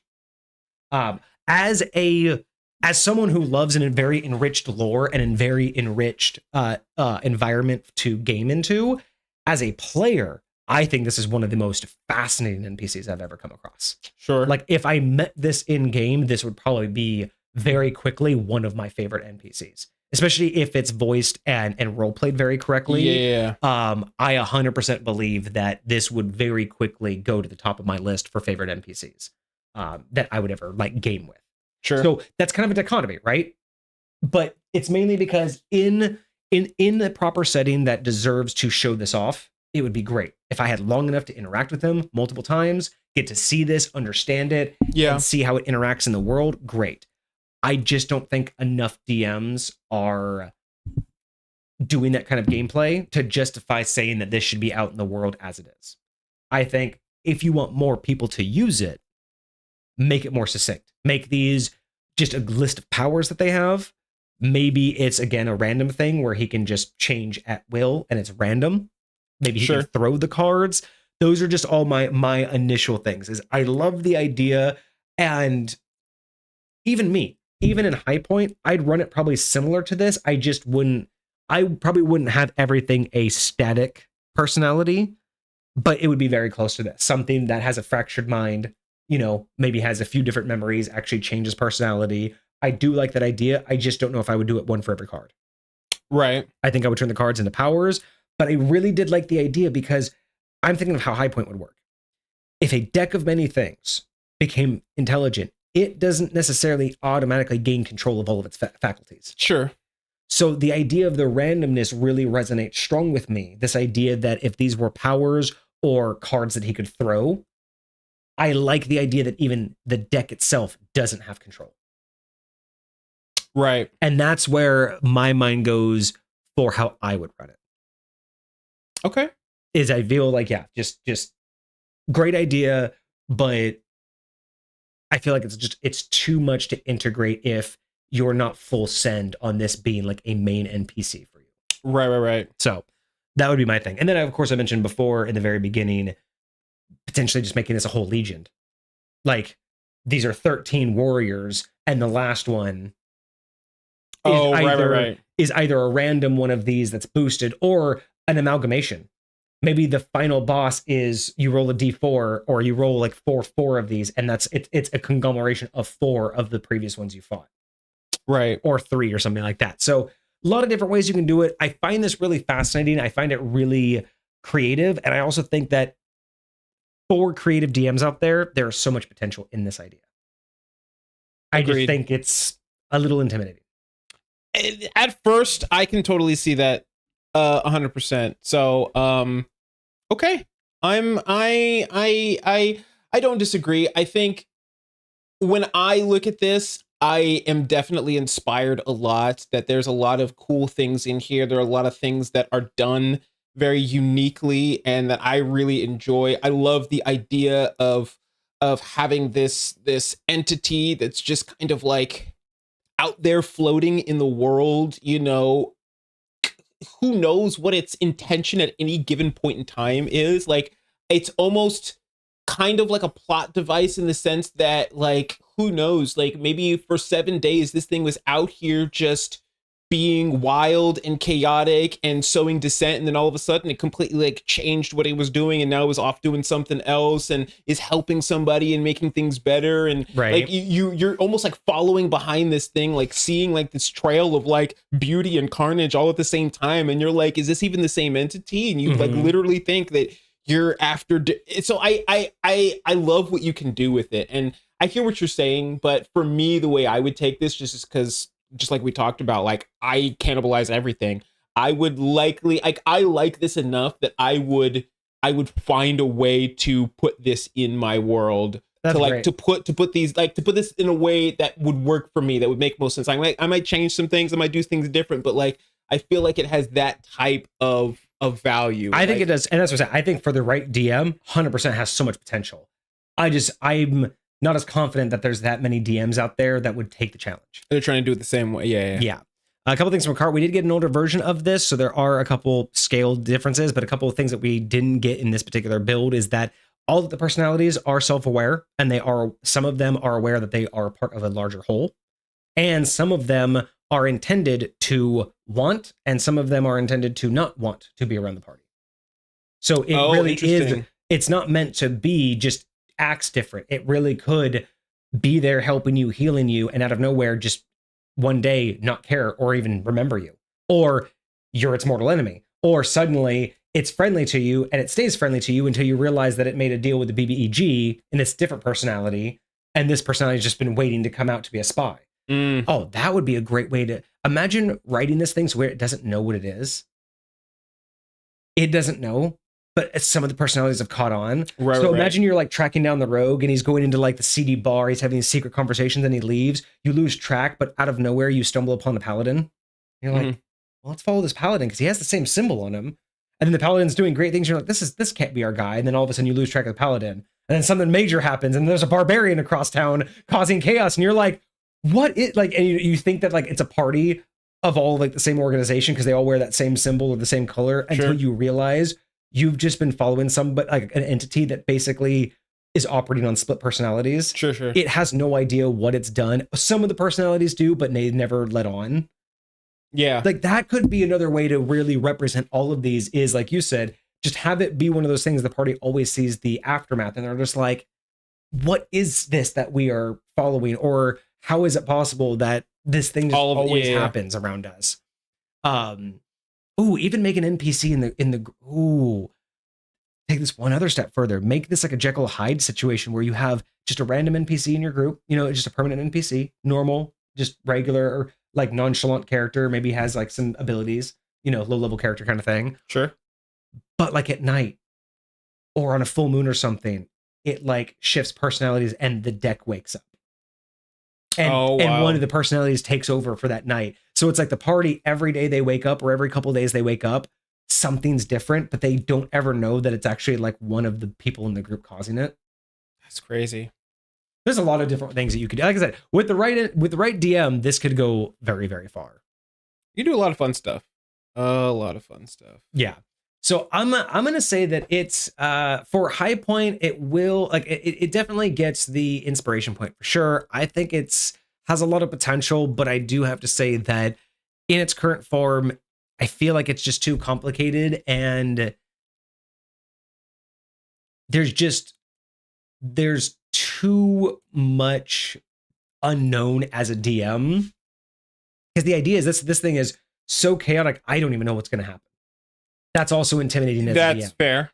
Like, it's one thing to have the dice tell the story and to have a little bit of randomness, but this entire character is a ball of random. This definitely feels like one where higher grade. I personally would control the randomness of it. Like, I'm not going to. It would be random to my players. It would not be random to me. And it would still be random in how High Point works, but I would not. The DM, would still be aware of what's happening. Yeah, like it would have to be. It would have to fit what needs to happen in the world, because I will say, this is personally to my world. Like, my world wants to be right. Yeah. It wants to be right. And so a lot of the times, like, things will come together to be what needs to be so that things flow in the way that they're supposed to be. And I feel like that is a valuable thing to have. It's like, it's not necessarily like you're manufacturing fakeness, but you are bringing all the pieces that were brought together by your players, by you, by everyone else, and they are finding a way to work together appropriately. Like, I even tell my players when they're creating their characters, it's like, you need to find a reason that you're here in this adventuring party, because a lot of the times people are just like, oh, I want to do what I want to do. Like, you get those videos all the times of people saying, oh, that's just what my character would do. And you're like, so basically what you're saying is you don't care about anybody else's fun. You just want to do whatever the heck like, that's how you get situations like that, is when people are there for themselves and not specifically trying to find a reason to work with this party. And I feel like the same is true for the DM. Like, if the DM's just out there trying to do their own thing, saying, screw the party, I don't care what you're here for. I mean, look what you ended up doing for Vixie and I. Like, you created an entire campaign based upon what we wanted to do. Yeah. Right. And so it was, but it wasn't just like a one shot that I had to find out where High Point, but I could accomplish. That's exactly right. It's you found where it belonged in the world, and then we went down that road. And so that I find very valuable. Interesting. So I am kind of looking through some of like the intended, like, suggested options here for the adventure hook, finding pieces of fragments, and then having to like collect pieces them all. Fragments, like 13 fragments, like each card. Like, you almost have to gather them all up. Oh, as an option. And then once put together, you could like bring him to you could actually like form him, which would be interesting. The creature or whatever. Oh, there's another idea as a play. Like, I don't know how you would do this as a playable character, but another way to do this as a campaign idea. You start the campaign with the ultimate quest, whether you're established adventurers or whatever, but you make sure the quest is that you have to help this person, right? And kind of like the world ending situation or a Fifth Element situation. This is this is presented as like the supreme being, right? Okay. You're introduced to Dekker, but he's empty. He's literally a shell. So at first you meet him, it's almost like a mindless NPC. Like, has nothing behind the eyes, kind of just does what it's told, kind of just is literally a shell. And then you're told that you have to, like, this kind of like the Fifth Element, right? You were told this supreme being will save the world. And then you have to go and track all the fragments. And every time you give him a fragment, he becomes more whole. So the first time you give it to him, he actually now can talk and only has like one base personality. Sure. But still a little bit dumb, can do only a little bit. Then you give him another card. And all of a sudden he knows a little bit more and can do a little bit more. And as you progress, he becomes more and more powerful and actually more and more helpful.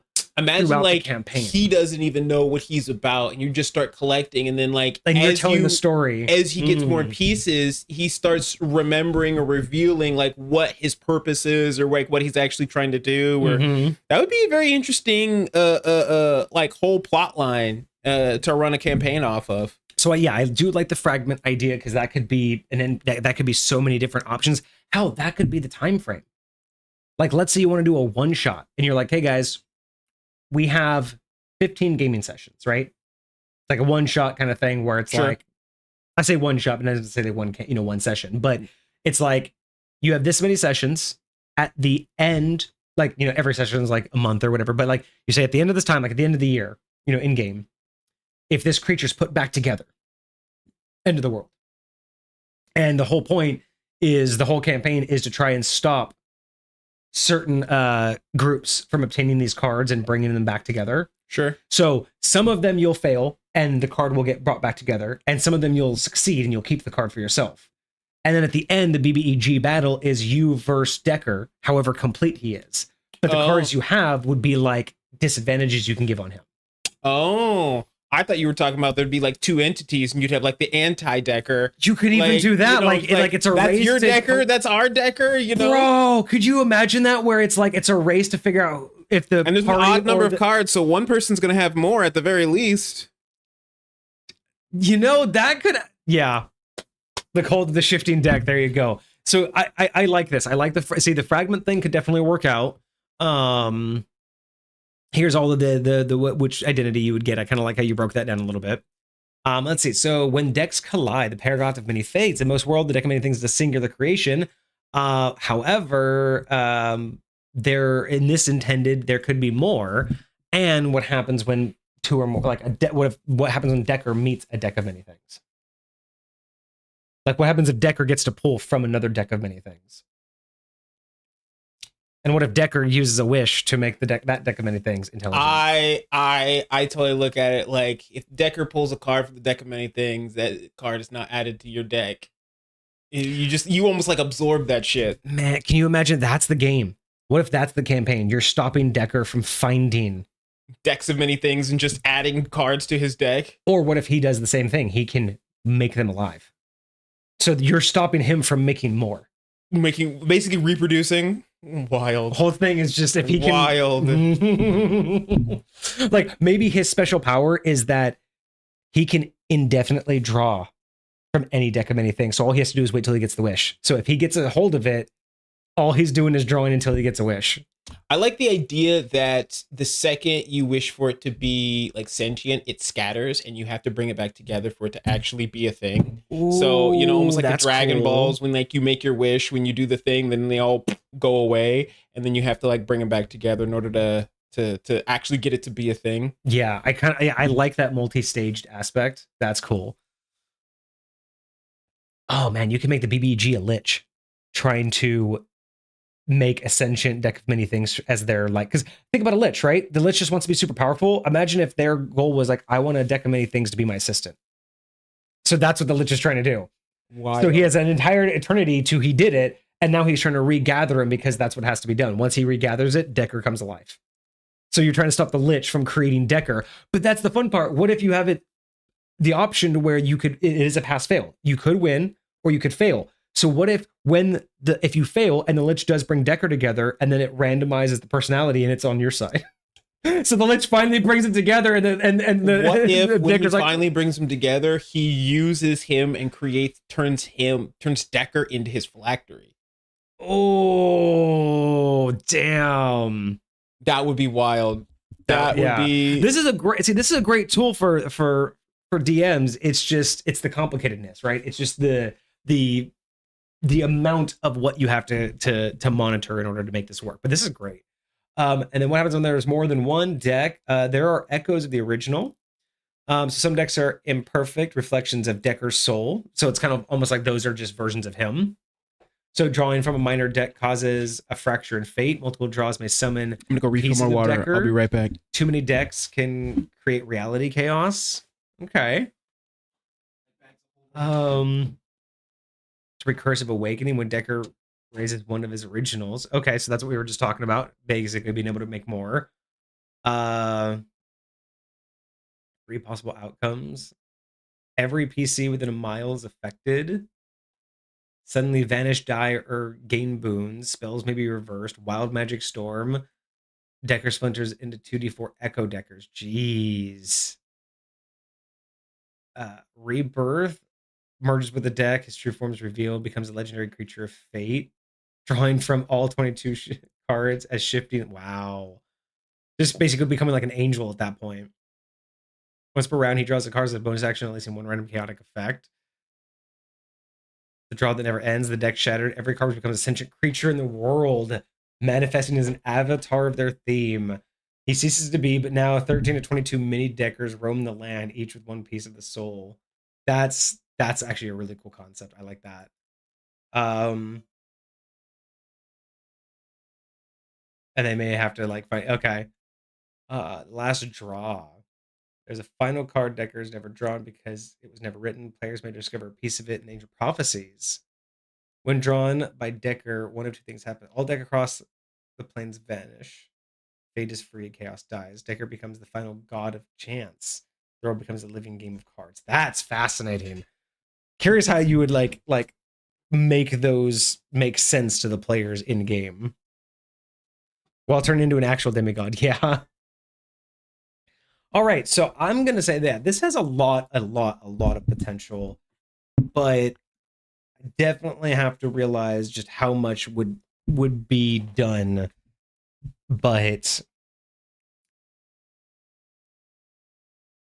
yeah, I think it's pretty solid of an idea. I think I'm teetering because I guess again the score isn't about what I think overall. It's just compatibility. So Sure. compatibility wise, it'll get a 7 because it's awfully close. It's not the way that I would go about doing it for high point, but it ticks all the boxes. Sure. You know, most definitely. It's just the way it's written doesn't operate the way high point would make sense. This would stand out in high point as odd. Okay. But that doesn't necessarily mean it has any issues. It doesn't have any balancing issues. It's super creative. Almost anybody can use it. I think the biggest concern is that it's just too complicated and very intimidating. Okay. For like the non-creative or high-profile DMs that would be able to take this and just run with it. But otherwise, solid. Very, very solid. All right. So 7 out of 10. That is not bad. No, not bad at all. And we even got through the third page. So not bad. Most of that was just the personalities that we already kind of went through anyway in the first page. So okay. Not too bad. Not too bad. What do you think about the... Oh, yeah, that's right. The end of the world events. You didn't hear about those. So end of the world? Yeah, so basically what happens if there's more than like one Dekker. He mentioned here. So here's a couple ways that like the story ends if there's like more than one Dekker. So in one sense, if Dekker draws from one of the minor ones, he becomes more fulfilled, like becomes more of himself. Multiple draws could summon discarded personalities or anomalies. And if too many decks are in one space, it can actually create reality echoes, looping in time, or unwritten events. So basically fractures in time if too many decks are put together. Interesting. Whenever Dekker raises one of his originals and then draws a card, it's not just a card, but like a recursive awakening. So I guess the idea is that he can basically awaken each new card into another Dekker. Is how I read that. Oh. Interesting. This one, reality is so this one has a couple different effects. So reality is reshuffled. Every PC within a mile gets a random effect. 1d3 random cards from 1d3 random cards of the deck. So everyone within a mile gets 1d3. Everyone within a mile gets 3 random effects from the deck of many things. NPCs suddenly vanish. That's or crazy. Die. Spells reverse or repeat. Wild magic storm sweeps the land for 24 hours. Or Dekker splits into 2d4 versions of himself. Goodness gracious. Others, Dekker merges with the new decks and reveals their true form. They become the legendary creature of fate, drawing from all 22 cards as shifting limbs, voices, and spells. Their body floats, robes trail, and card-shaped fragments, eyes glowing with all suits. In this form, once per round, he draws a card as a bonus action, unleashing one random chaotic effect, permanent unless reversed. So he just basically becomes like a pure god of chance. God bless America. This one, the deck shatters. Every card becomes a sentient creature in the world. Dekker is destroyed, but now 13 to 20 mini Dekkers roam the land. They can battle, ally, or try to find each other. And then the last one, this one's kind of another optional one, but there's a hidden final card that Dekker's never drawn. Oh. And you can find pieces of it. And when you finally draw it, or when it's drawn by Dekker, one of two things happens. All decks across the planes vanish, fate is freed, chaos dies, or Dekker becomes the final god of chance and the world becomes a living game of cards. Whatever that means. very fascinating concepts of like world ending events. Interesting. Very, very interesting. Yeah, those would definitely be some. And again, we were talking about that's a whole plot point in of itself. The party could be out there to stop that, to reverse that, to fix that, to whatever. Absolutely. Wild. I like it. Wild. I like it. It's a super creative idea. And it's the very first NPC we've ever done. Yeah. But Cool. for an NPC, that's it's quite accessible. I will say that. It's not bad. Agreed. You love your edibles. What? Did I misspeak something? I don't know. I didn't catch what I said there. You know what?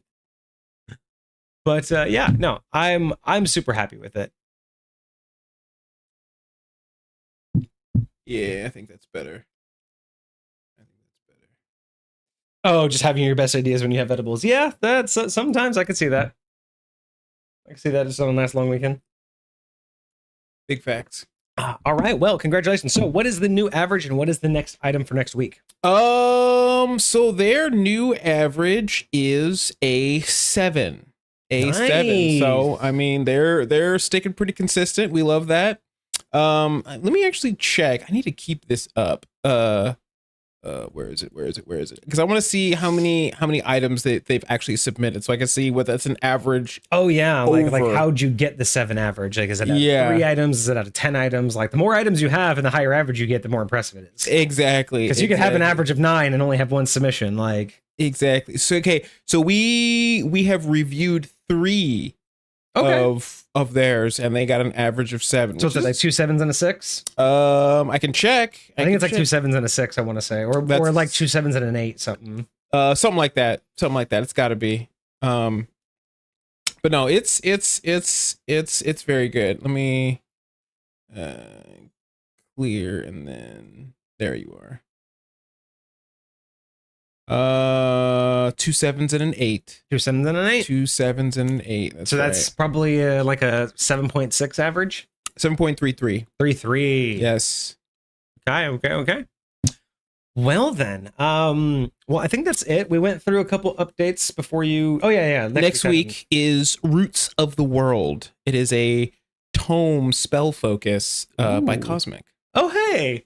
Well, maybe we'll see Cosmic in chat then. Yes. We always know he likes to show up for his own thing. So. I mean, you gotta be here to let us know what's good. Right. I wonder if this is from his main campaign, or if this is just yet another side product. I'm very curious about that too. Special episode, go Cosmic! Yeah, we haven't had one. Oh wait, can't wait for the 200th episode review. 200th episode review, like 200 live stream episode, or 200th. Well, we're far away from 200th review. Yeah, so, we are far away from I was about to say 200th review. Like, theoretically, we have 118 submissions so far, but we are only on our new leaderboard. We're only at 84. Okay, Cosmics will be the 84th review we've done. God, we getting it. Thank you. We for sure. We appreciate y'all so much for sending us this stuff. It's crazy such a how good much time. and we have 118. That's insane. Well, this is what? This is episode 182. So we still have a while for the 200th episode. Yeah, 40 more. Yeah, 40 more. 40 more? 20 more. No, less than 20 now. Yeah, 18 more episodes of D&D discussions, and we'll be at 200 D&D discussion episodes. Yup. Do you think we should stop counting after that, or should D&D discussions always have the live stream count? I don't know. I mean, I think it's kind of tradition now. You know, like, it flows really well in the intro. Like, we always do it. The thing is, it's only for the live stream intro. Like, the only people who benefit from that are the people who are here at the very beginning of the live stream, and it's only when we're doing D&D discussions, right? Like, I don't count every live stream. It's only and I only do it still because of tradition. Like, we've gotten so far off of doing other things, like we don't even do D&D discussions twice a week, every week now. So it's almost just out of tradition and just out of like habit. But I think I had created it because it was always that one thing. You always want like something that's just always like the same, that people can always like kind of like walk in on. Yeah. And that's why I always have like greetings gamers will never go away. Like that's Sure. always going to be that. At least you can always, and then our outros, right? But I don't know, like with D&D discussions, it's like I feel like it's unnecessary at this point, like 200 episodes, but at the same time, it's like 200 episodes. Theoretically, like, if we just never stop, it would just be kind of like a thing. It's great. We'll never forget an anniversary. We'll never forget like it's our 300th episode. It's our 1000th episode. That's true. Yeah. This is my first 2-hour plus review. I've had you've accomplished your goal. Wait, we've done more than 2 hours with you before. There's no way that the other ones weren't that long. I mean, theoretically, I could check. I can't believe that we've talked under 2 hours on your previous items. We usually go at least 2 hours.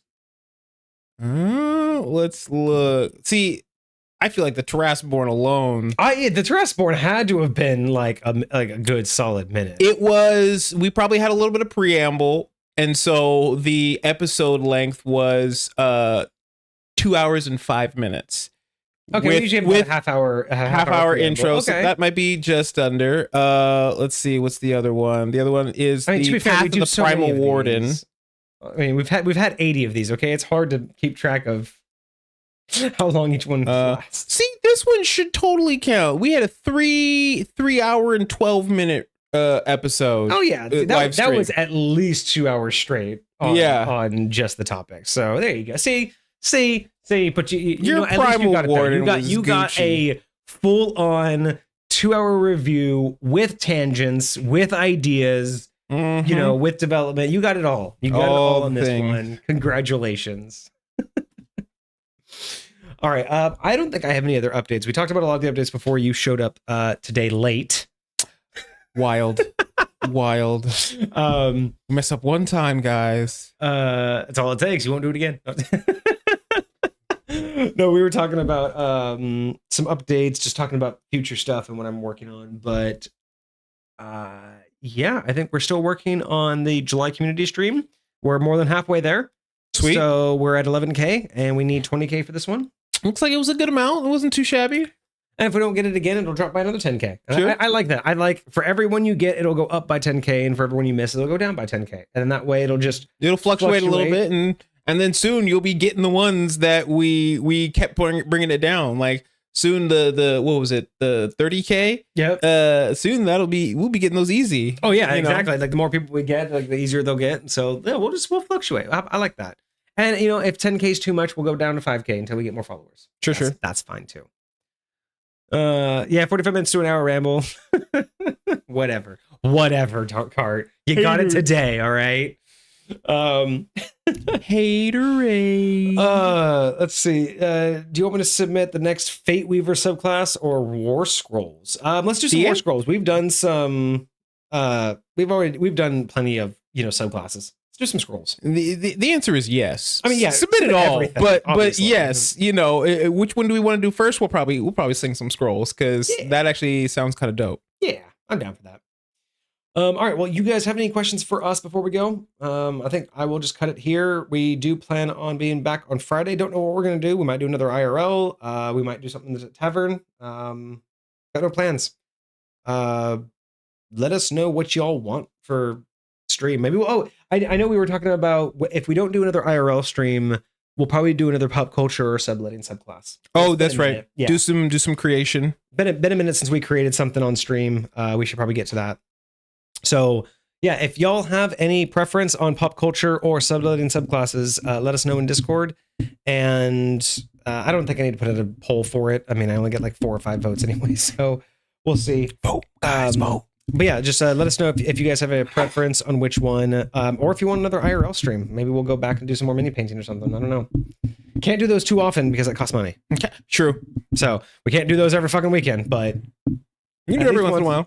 Once a month would be nice. I can put a budget aside for like $10 and buy a mini and like 2 extra colors of paint. Because if we just because we saw how little paint we used. If we buy like 1 color every time we go, we'll have a nice little collection of paints. Yeah. We'll have a set. We'll be good.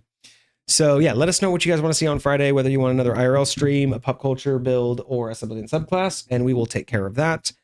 Otherwise, yeah, I'll probably do some game streams. I took Thursday, Friday off because training's ending up this week and I didn't want to go back to work right away. So I took Thursday, Friday off.